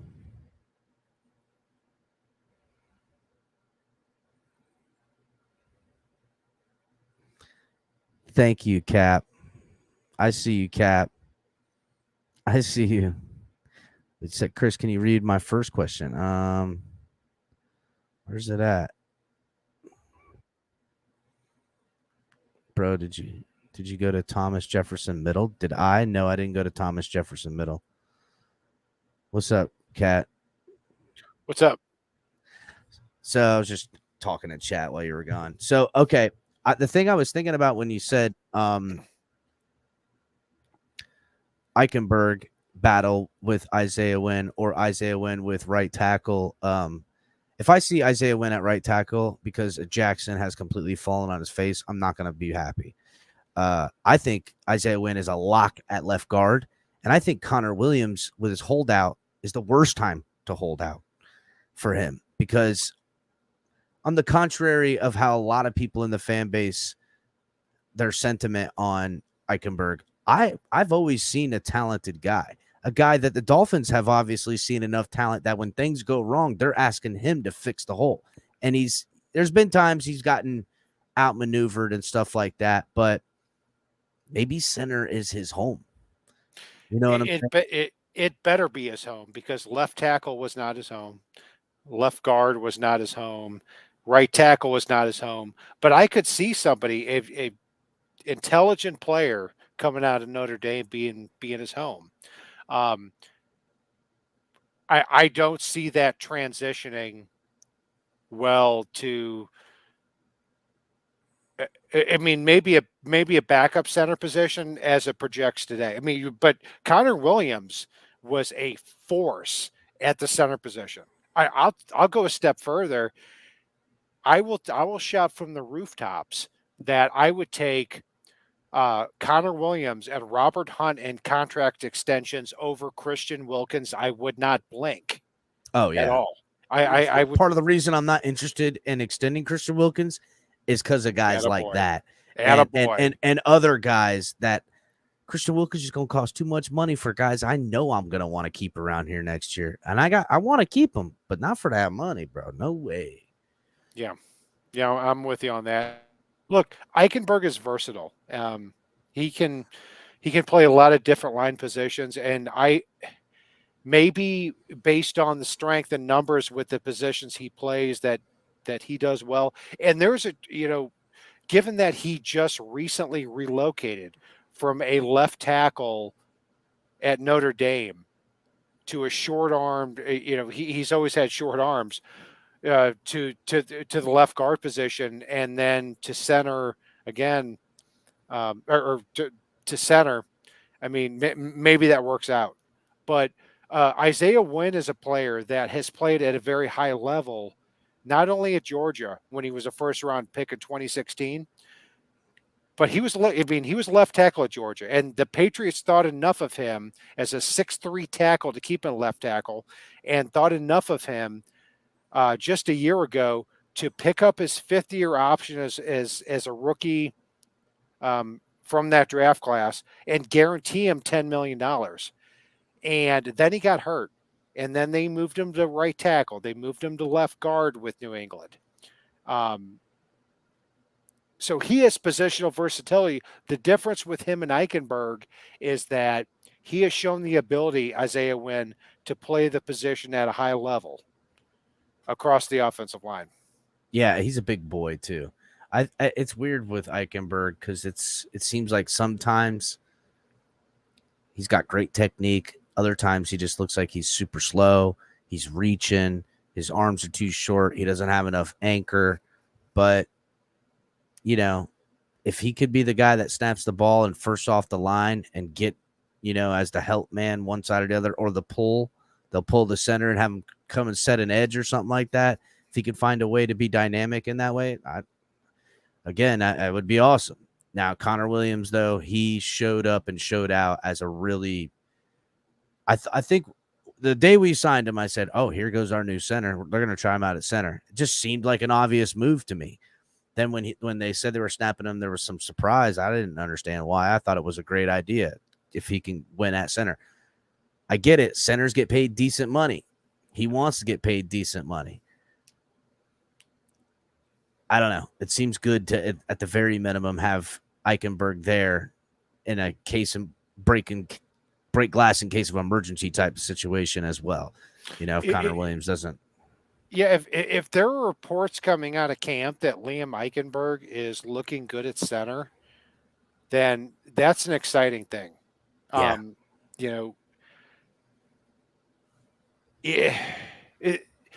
When you look at the career track of Eichenberg, I mean, you're talking about a left tackle at Notre Dame who did not allow a sack in his last 2 years at Notre Dame. I know. But my whole thing with Eichenberg is that he has under 33-inch arms, and that is the cutoff point at left tackle. It's the cutoff point at right tackle. And then he moved into right guard, and he wasn't good. Or he moved into left guard, and he wasn't good. He got pushed around. So he got caught reaching. I mean, while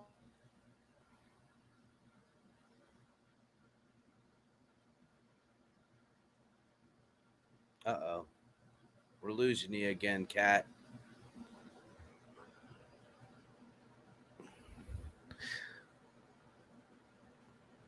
Dang, they're getting Cat tonight.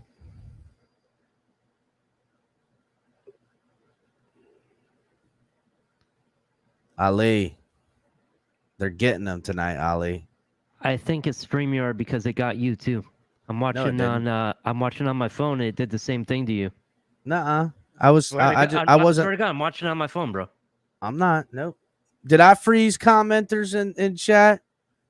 I can just tell you what I saw on my phone. Stop lying, Ali. Guys, have I been freezing too?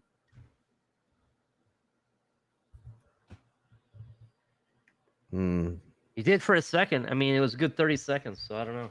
All right. I'll take your word. Oh, Cap, roll the video from today on the WRs. Oh, the one I posted? Dolphin Realtor, the short? Hold on. Raphael is trying to gaslight man, saying I'm tripping. Here, I'll Cap. I'll jump in the back.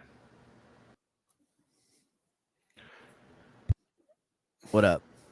You're better now. Yeah, I'm not sure what's happening here. Probably a storm rolling in or something. No, nothing actually. It's actually 100 degree temperatures right now. But Good Lord. Jesus. So anyway, where were we? As far as Liam Eichenberg, I mean, if he can move to center, that's fine. But he has to have he has to learn a whole new position. And when you look at Connor Williams and what he accomplished last year, I mean, I would love to extend this guy. All right. So what other position battles you got cooking? So after that, there's an interesting competition between the third, fourth, and fifth wide receivers on the team, because obviously Tyreek Hill, number 1 and number 2. Tyreek Hill, Jalen Waddle, Braxton Berrios are locks. And I say Berrios too, because Berrios is guaranteed $3.5 million. There's no way he is going to fail as a wide receiver in a punt return. It's just not going to happen. And then also, I think Cat, also Cat, you've seen him. The guy is shredded. He's shredded, dude. He looks like he fits with, when you're thinking of Tyreek Hill and Jalen Waddle, and when you say Braxton Berrios, you're like, yeah, obviously. You know what I'm saying? It's not like you're picking. It's not like you go Tyreek Hill, Jalen Waddle, and then like Devontae Parker. It's a completely different thing. You go, oh, I get, they got a theme cooking here. You know what I'm saying? It's tough. Yeah. He's a guy you're going to want. And I'm not sure if you remember the game in 2001 where the Dolphins had to win against the Jets in Miami late in the season. But it was a 28-21 game where the Dolphins beat the Jets. And Braxton Berrios was their entire offensive plan with Zach Wilson. Myrtleized us. He myrtleized us. He absolutely ran through the doll, and I loved him as a Hurricane. Mm-hmm. And he was drafted in the 6th round by the Patriots.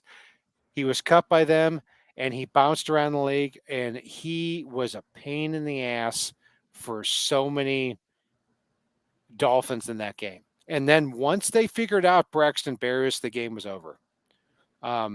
And I love that they got him on the. I mean, you're talking about somebody who just 2 years ago was a Pro Bowl punt returner.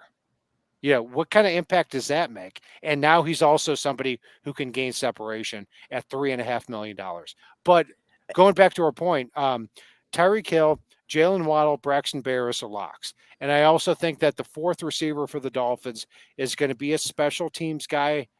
Not sure who's going to be. Probably River Craycraft, maybe Freddie Swan, maybe an undrafted free agent. But I think it sets up an interesting competition between 3 receivers: Cedric Wilson, Robbie Anderson, and Eric Ezukama for either 1 or 2 wide receiver spots. There's no chance Cedric Wilson gets cut. It doesn't fiscally make sense. Correct. And I don't think there's a chance in which anybody's going to trade for him to take on the money the Dolphins have guaranteed the guy with the lack of production he put last year. And I mean, maybe if he's an ultimate scheme fit, somebody goes down, but I don't see it.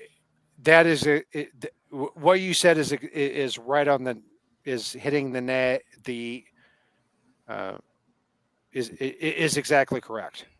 Because is Cedric Wilson, if you look at him, the Dolphins are, if the Dolphins were to cut him, they're going to pay him $6 million anyway. And they would pay him $8 million, or they would pay him an additional $2 million if he didn't, if he weren't on the roster. So cutting Cedric Wilson is a difference of $2 million. So hopefully there's another team out there, maybe the Dallas Cowboys, maybe another team that sees somebody that was a hot free agent item a couple of years ago and say, you know what, $3 or $4 million a year or whatever they would take on. It's so, but going back to what I was saying originally is, it would be an interesting conversation if Robbie Chosen were to, because he's made a big difference in OTAs so far. I expect him to be cut. I expect him to be cut after all said and done, because you could cut Robbie Chosen and just slash off $150,000 and be done with him. Cedric Wilson is going to get $6 million anyway, but that's going to be the competition.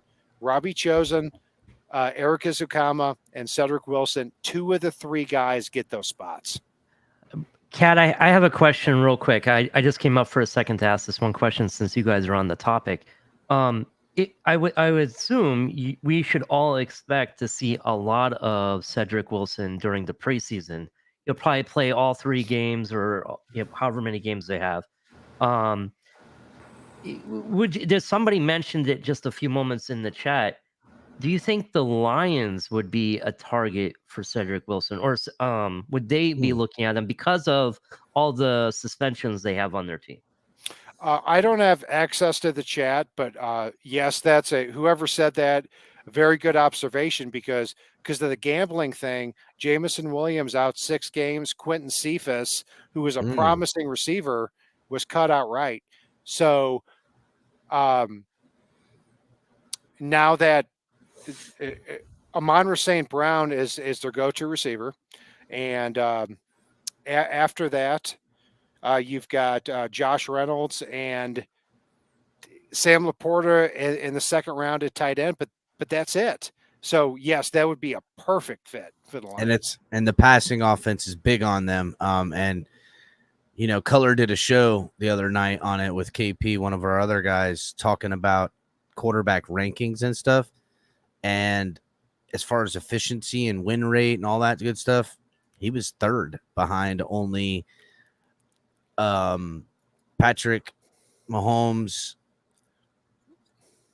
Joe Burrow, then was Goff. So there's definitely they're going to need that passing attack. They were super efficient on offense throwing the ball around last year with Goff in that system. They had a nice balance with the run game, but Goff did some good work.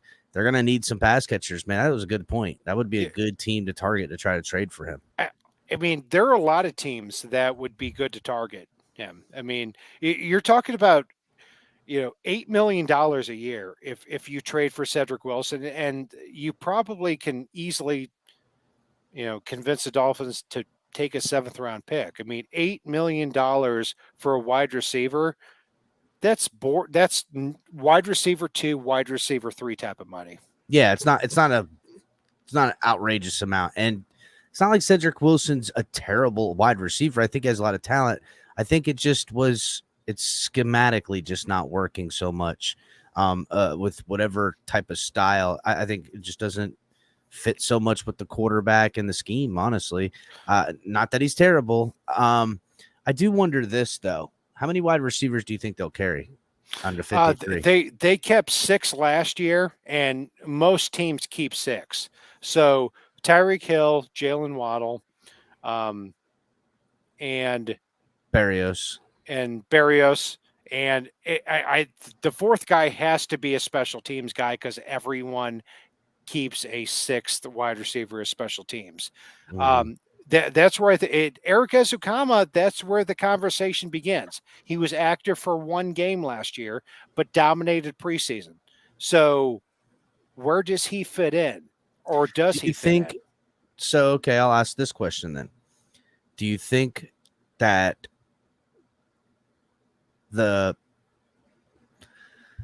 ixo facto going to use some of these wide receivers as a tight end pass catching type of situation? To me, I don't understand why they haven't tried to cross train Eric Ikuzama as a tight end. The boy is big. He looks like if he can get his hands on you, he can push you around. If they can use him even as a wide receiver, but just, in the tight end role, close at the line, standing off tackle with, up, I think he can do some damage personally. Yeah. I mean, and Mike Gesicki ain't around. I'm looking for those throws to go to guys like him.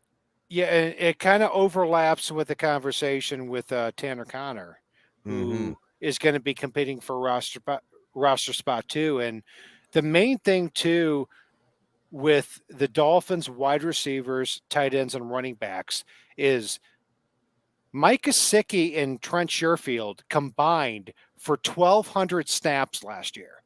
Okay. So there is going to be that excites me, because when we talk about Achane, when we talk about Braxton Berrios, Ezukama, Cedric Wilson, where are these guys going to fit in? That's where they fit in. Production. Yeah, who's going to take the production numbers?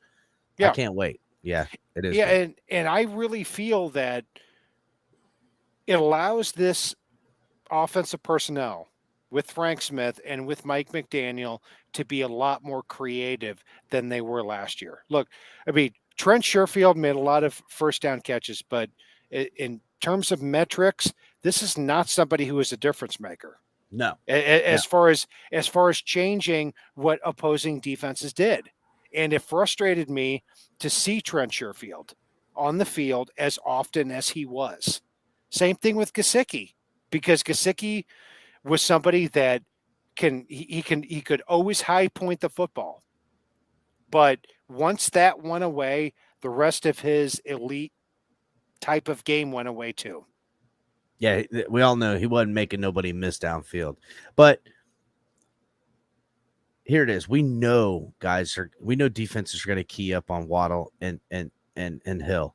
At any given moment, there's at least 3 guys accounting for those 2 guys. That means somebody could be free.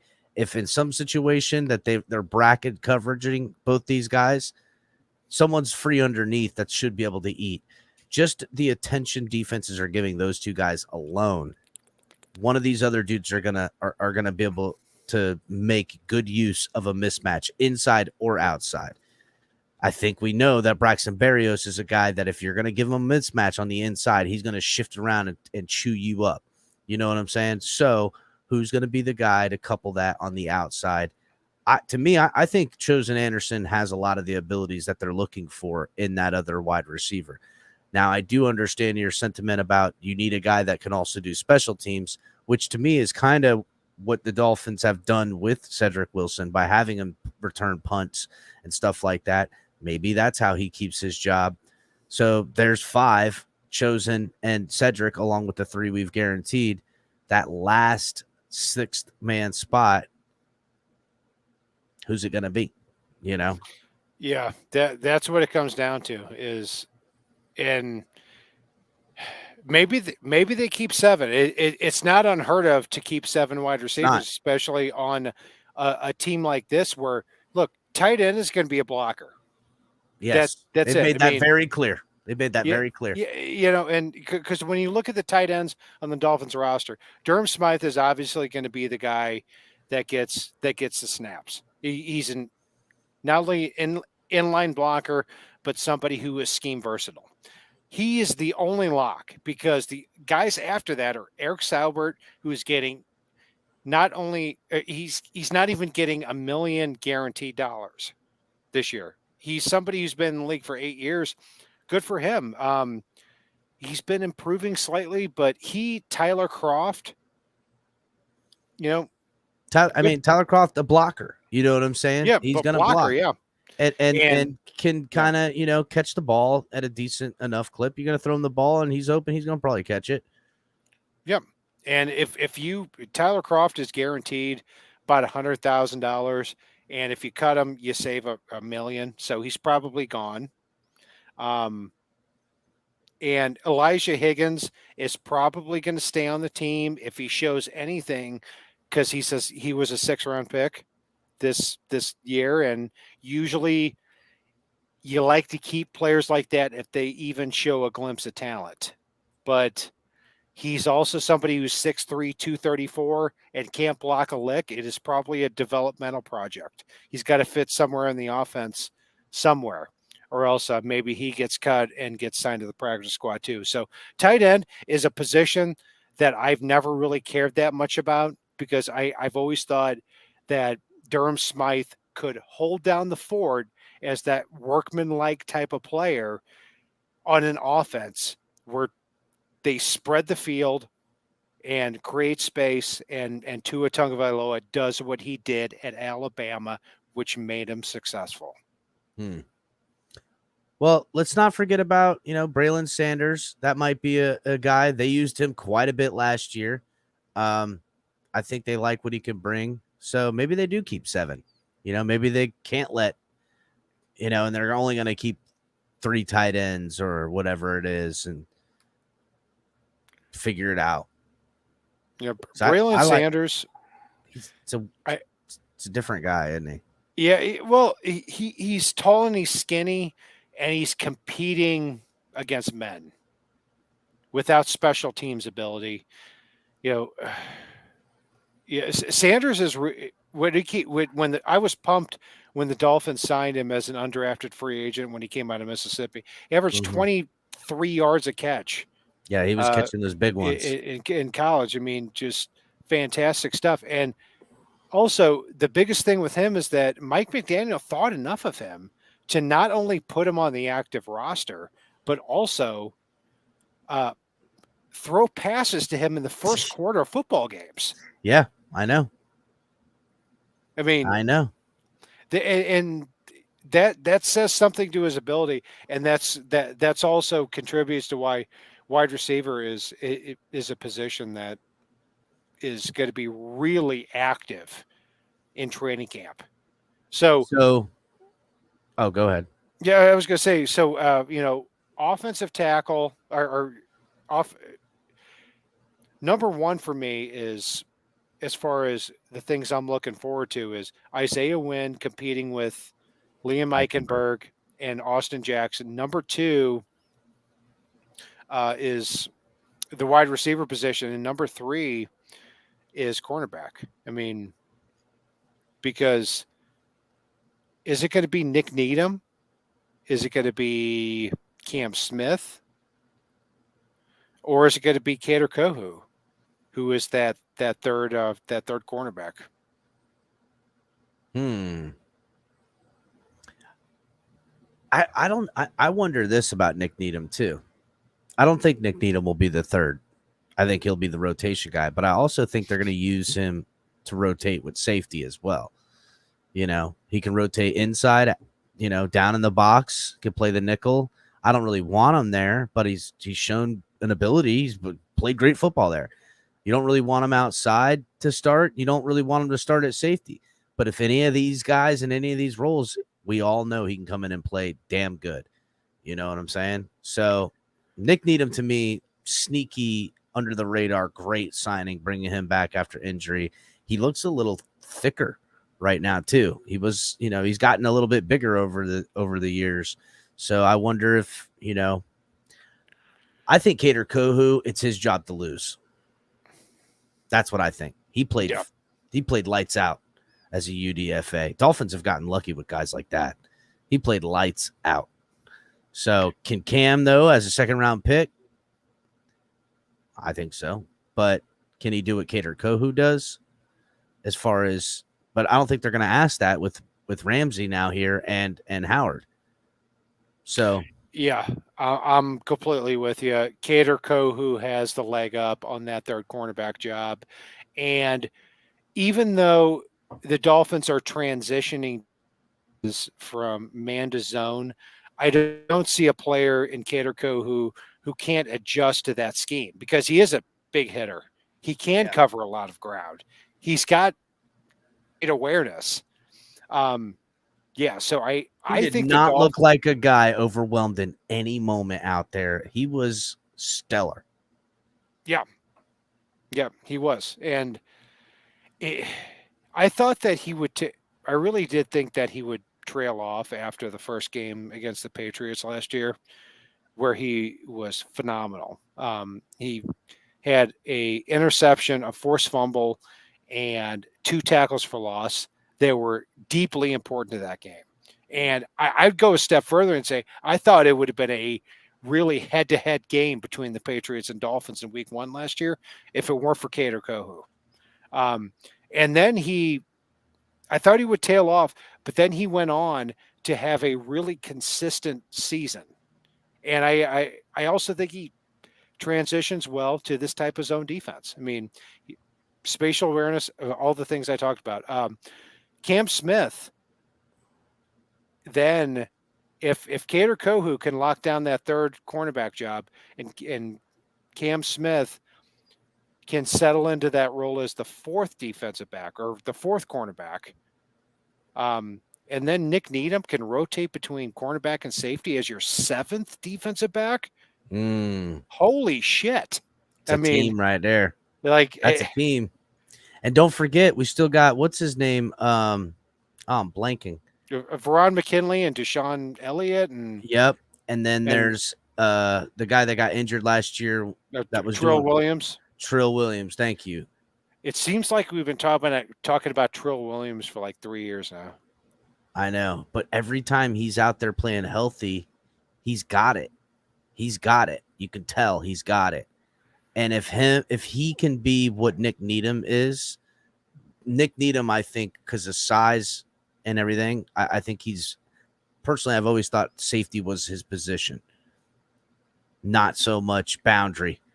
I always felt that if Trill Williams can be to what Nick Needham is as a DB that can play all over but play also safety really well, where Trill Williams can be that, but also play boundary really well, man, we are sitting on easy street as far as rotation, keeping our starters fresh, mixing it up, putting someone out there on fresh legs, taking Xavier Howard out and having Kohu or whatever. I don't know. However you want to do it. The options are endless when you're talking about guys with this type of multiplicity that we're talking about. Yeah, I agree with you. It'd be interesting to see Needham convert to a zone safety type of player because when he came out of UTEP, he ran a 4.67.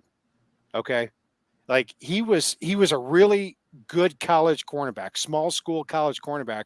I didn't think he had a chance in hell in the NFL. I wrote him off even as an undrafted free agent. but he came in and was terrible in the Dolphins preseason, got cut, somehow got back into the practice squad, weaseled his way back up to the active roster, and became one of the best nickelbacks in the NFL. Mm-hmm. For 6'7" cornerback, and then tore his ACL this past year. And he's back at that spot where he's Dolphins re-signed him for a great contract for 1 year, just over $1 million. But I think if he could sit back in that type of zone defense, that he can use his awareness a lot better. But I'm also struggling to know where he fits in this defense. So I have an idea. I've envisioned this for him even before we got Ramsey, even before we got Fangio, that he was a guy that they were going to use as the third safety to sometimes play the nickel, but also play the jack linebacker. But then you turn around and he's the solo safety sitting there in some freaking package. You know what I'm saying? At times, I love it. That would be ideal for him. It would because he would kill you. Because he has always been better in the middle of the field. He has. He's always better in the middle of the field. And he comes down. He's a hard hitter. I don't know. I like guys like that. He's like he's the Andrew Van Ginkel of DBs for me. Try hard, work hard guys. And that's exactly it, is that it really sucked last year when the Dolphins lost two key role players with Andrew Van Ginkel and Nick Needham. But this year, they re-signed these guys for Van Ginkel 1 year, $2 million. Nick Needham 1 year, $1.2 million. If they can even remotely bounce back from injury, which it seems that they have, those are steals as role players. You know who we're not talking about a lot in this DB room? Keon Crossan. Sounds like he needs to get cut. All right, what's the next position battle you're talking?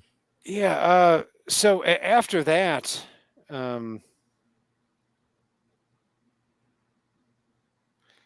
talking about we've talked about Isaiah Wynn battling Eichenberg and Austin Jackson potentially. Otherwise, back up to left hand, played for the Patriots for 5 years for Teron Armstead. Backup wide receiver, which seems to me to be a three-man competition between Robbie Anderson, Cedric Wilson, and Eric Ezekama, with Robbie Anderson being the guy that's most likely to be cut. Third and fourth cornerback, but also an interesting battle with the 9th and 10th offensive tackle, or 9th and 10th offensive line spots, because, from left to right on the offensive line, you've got Armstead, Eichenberg, Connor Williams, Robert Hunt, and Austin Jackson right now. And Dan Feeney and Isaiah Wynn, with the guaranteed money, are also going to make the team.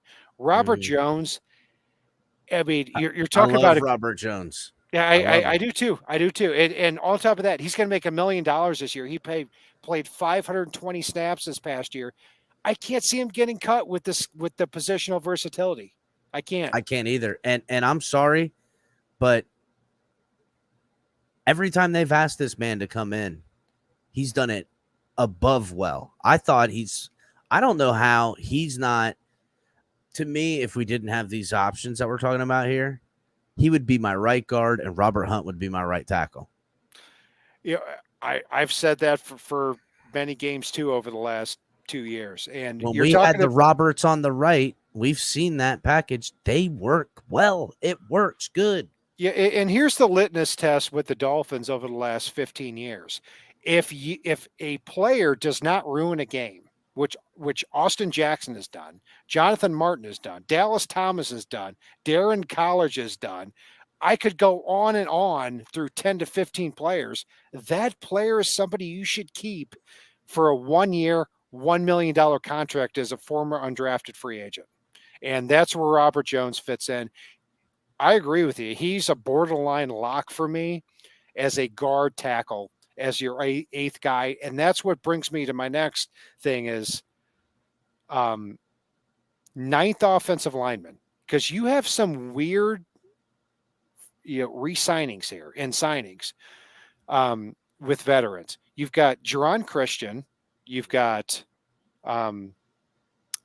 Kendall Lamb, and you've got Cedric Aboye. These guys on the face are offensive tackles who are veterans who suck. Okay.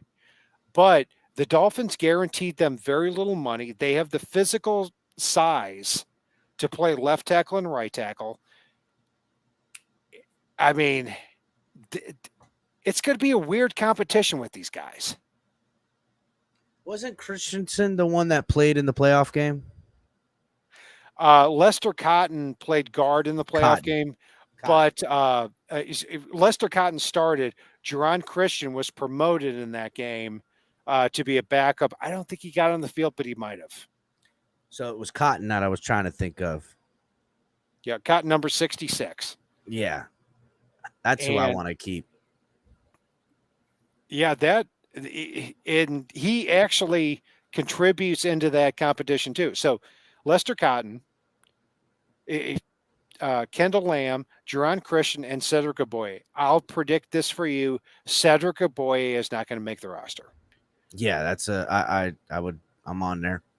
And so Cedric Aboye is he was a first-round pick of the Bengals in the 2015 draft. And he tore his ACL the year before that. So you're talking about 10 full seasons since the guy has even had an above-average year. And he has been over 9 years or over 8 years with 7 different NFL teams. But the Dolphins didn't guarantee him any money. They didn't guarantee the other guys any money too. Jerron Christian guaranteed him about $300,000. Kendall Lamb, $100,000. And I actually think Kendall Lamb is who I'm picking to win all this battle you're talking about right now. Me too. So he played well. He has versatility and he's got the size and strength. But what about Kendall Lamb not making the team because of the guy we drafted this year, Ryan Hayes? Yeah, so Ryan, guard prospect. So he is a very tall, thin player. At left, I mean, you're talking about somebody at Michigan who started 40 plus games, but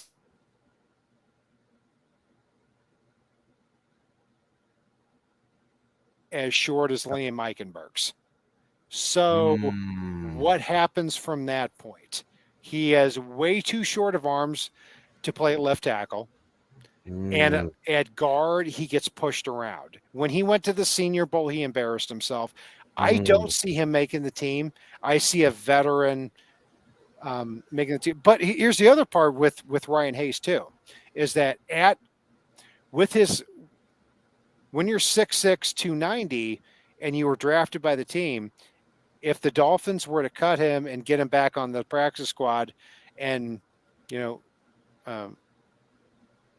have him there for a year or two or something, maybe you're talking about a 6'6", 310-pound player in a couple of years who has played a lot of games at Michigan in front of 100,000 people and knows how to play. I mean, these Michigan guys stay around the league for a while. Yeah, I didn't know lie. Good point, because you know what? They can kind of put him on ice for a little while. I thought he weighed 305 pounds. That might be a little generous. But again, maybe you could put on some weight, find himself a little bit of anchor, shift to inside at guard, be a rotation dude.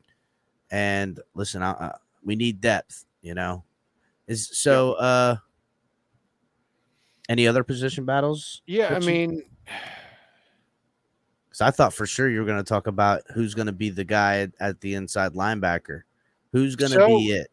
So before I get to that, well, see, for me, inside linebacker is easy. Off-ball linebacker is easy. You got 5 guys who I think are locks to make the team. Jerome Baker, Long, Van Ginkel, Duke Riley, and Channing Tindall are locks to make the roster. Not Malik Reed? Not quite, but close. Because spoiler for something I was saving for later. I think I have Channing Tindall as a surprise cut on this team. Interesting. I think he might get clipped because of a Malik Reed. and it might turn into a battle between those and guys. to the Aubrey, the guy from Jackson State. I'm blanking on his name right now. That's been playing well out there. They might want to transition a little bit of that focus into him. Yeah, Aubrey that might be a competition that emerges between Aubrey Miller and Malik Reed and Channing Tindall for that final linebacker spot. Absolutely, but when it comes down to it for me is the Dolphins are keeping Danny Crossman as their special teams coach, and Channing Tindall at his size and his speed played so many snaps there last year. So even if he doesn't contribute on defense, I think he's kind of the Eric Ezukama of defense. That he's going to be no, actually that's a bad comparison because Ezukama did not play special teams. I think Tindall stays one more year because of his special team skills and because of his height weight ratio and being a 3rd round pick. But it's going to be a good competition there. Yeah, I'm interested to see. I'm going to have some surprise cuts thing coming out later, and he's one of my surprise cuts. And I'm rooting hard for the guy, but I don't know. I'm wondering if it's just a cerebral thing, that it's just, he's hesitating because he's thinking when he should be trying to just act. And I don't know. I just don't know if the guy is going to work out. Maybe I'm wrong. Maybe he gets coached up. Maybe it works out. I'm pulling for him because we need a guy in the middle slamming heads, and he's the perfect dude. To me, though, Andrew Van Ginkel is going to be the guy that steps up and steps in big time. Well, so when you look at off-ball linebacker too, is Baker, Long, Van Ginkel, Riley, they have something in common. They are smart players, and they are instinctive players. Channing Tindall is neither of those things right now. No, he's not. And when you look back at Georgia, I mean, you're talking about a guy who barely started half a season. Now, I loved the pick at the time because I thought he had significant upside. I thought he would get on at special teams, which he did. But if he didn't pan out as an all-around linebacker off the ball, that wouldn't surprise me. Yeah, I mean, if he's a guy you bring in for your heavy package because they're running the ball down in a goal line situation, and if he can show up in situational football as a head bruiser, that would be a good thing for him at this point. Because honestly, I've lost a lot of faith in what I had hoped he could be as far as a linebacker in this defense. And I feel like, situationally, we're going to find only 2 linebackers that are off-ball linebackers in this defense a lot.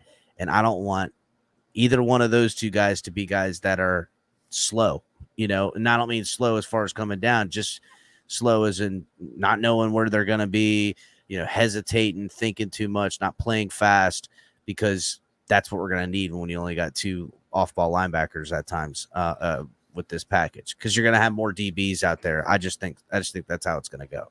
Yeah. I could be wrong. But yeah, and Tindall,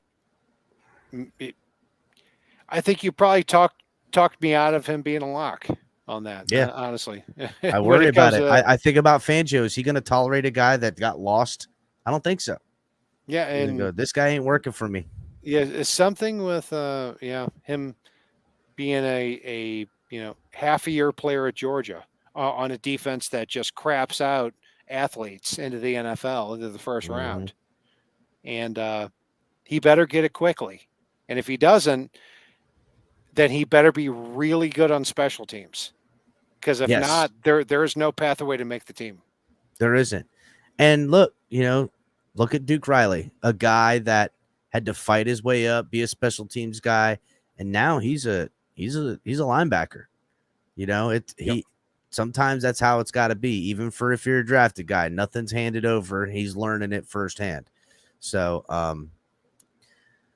that reaches us to the 2-hour mark. We were going to go over the 53-man roster, but I think we might want to save that because a roster projection, unless you think you can barrel through it quick. What do you think? Well, so Yeah, I'm going to save the 53-man roster. Yeah, I think we're going But- to need time to dissect that. But I will say this. I've got this lined up here. As far as locks, I'm going to say locks right now. As far as the Dolphins team is, I've got 40. Quarterback Tua, Mike White. Running back, unless Dalvin Cook is signed, Raheem Mostert, Jeff Wilson, Devon Achane, and Alec Ingold. Wide receiver, Tyreek Hill, Jalen Waddle, Braxton Berrios. Tight end, Durham Smythe. Offensive line, Armstead, Eichenberg, Williams, Hunt, Jackson, Dan Feeney, as well as Wynn. And Dan Feeney, only because guaranteed $3.5 million this year, he's on the roster. Yeah. Edge, Jalen Phillips, Bradley Chubb, Emmanuel Ogbah. Defensive tackle, Christian Wilkins, Zach Sealer, Raekwon Davis. Linebacker, Jerome Baker, Long, Andrew Van Ginkel, Duke Riley. Cornerback, Jalen Ramsey, Xavier Howard, Kader Kohu, and Cam Smith. Safety, Javon Holland, Brandon Jones, and I'm going to say Deshaun Elliott. Because Deshaun Elliott has been guaranteed almost $2 million this year. And also, like, if you, whether he's on the team or not, he's going to make almost $2 million for 1 year. And in a worst case scenario, he's going to play special teams. And Jason Sanders and Blake Ferguson on special teams. I was close to having Jake Bailey on there, but I am hoping Michael Turk, the undrafted free agent from Arizona State, beats him out. I think he's going to. I've by all reports, kid's got a leg.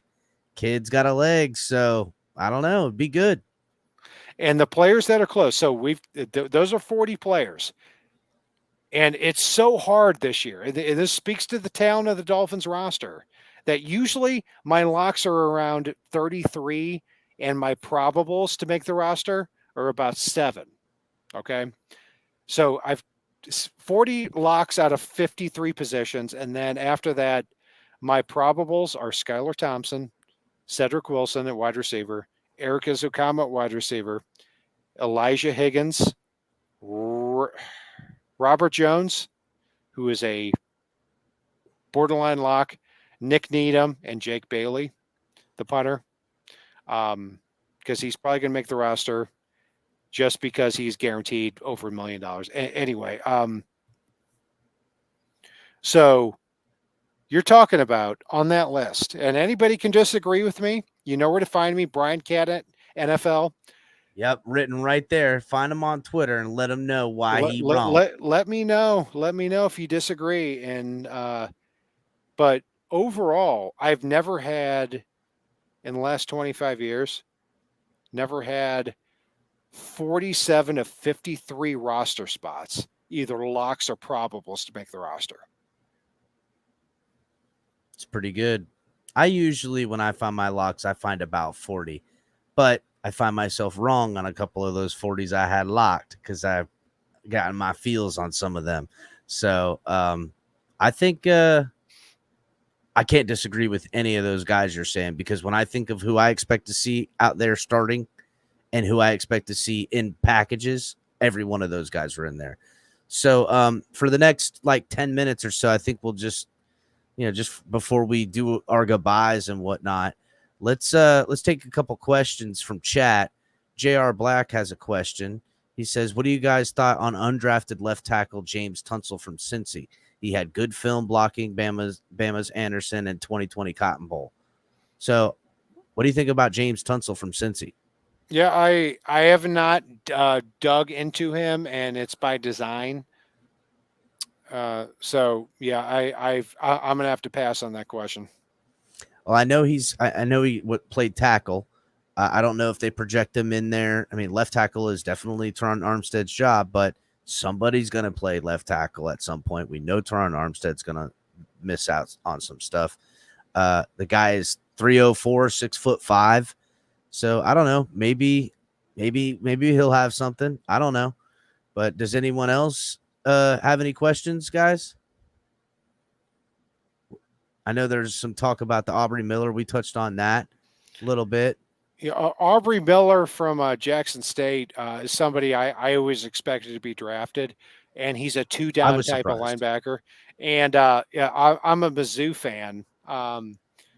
Here I live in St. Louis, and he transferred in 2017 or 2018 from Mizzou, and then he went to Jackson State, and he was supposed to be one of the top players drafted from the historically black colleges, and he surprisingly went undrafted, but he did because he was 25.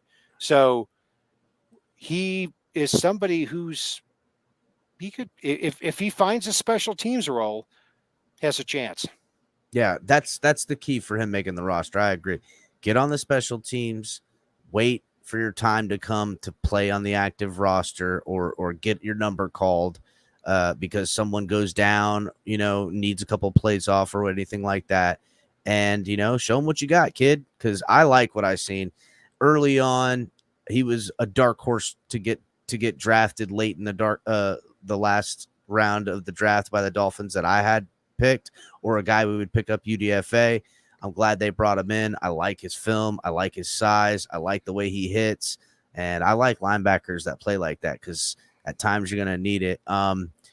Craig asks, if we can't come to an agreement with Wilkins, do we trade him?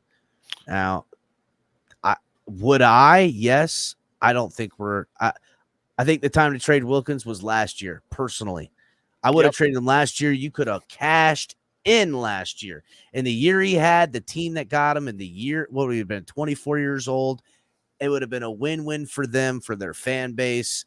That, pay us a first and some change, and we could have drafted and addressed it in the first round, replacing him this year. Maybe you got a first and a second, and you took our seconds and moved back into the first to get him with our second first rounder now. I don't know. A lot could have been done. We missed that opportunity. Where Wilkins is right now is that he's coming off his best year, but he's also going to be 29 at the end of next year. And any team that would have to trade for him would have to trade a draft pick and extend him for $20 to $22 million a year. That's just not going to happen. That's where it gets interesting, where if the Dolphins can get a good, 2 or 3 year contract and make that manageable, I mean, nobody in the right mind as a Dolphins fan would disagree with that. But another team is probably not going to trade for him.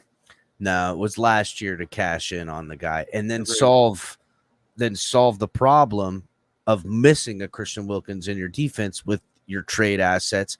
The only way you get off of Christian Wilkins is it's a financial, down the road workaround. And that was it. And now we've to me, I would rather keep him this year because I don't think anything you'll get back in return for him will make up for the loss of production you're going to need out of somebody this year in his position. Yep. So I'd rather give him the $10 million. You can take that $10 million you save and buy as many guys you want. You're not going to get the production you're getting out of Christian Wilkins. It's just not going to happen. If you're talking about $10 million, hey, if Christian Wilkins wants to sign 3 years, $30 million for the next 3 years, I'm in. About this year, as far as what if someone were to give me a first round draft pick for Christian Wilkins right now? Oh yeah, I would take it, but I don't think anyone's giving you that. So what would you get, a second next year? Probably there's a few teams that would give up a second, but is a second next year worth losing Christian Wilkins this year? No, it's not. Right. I agree. And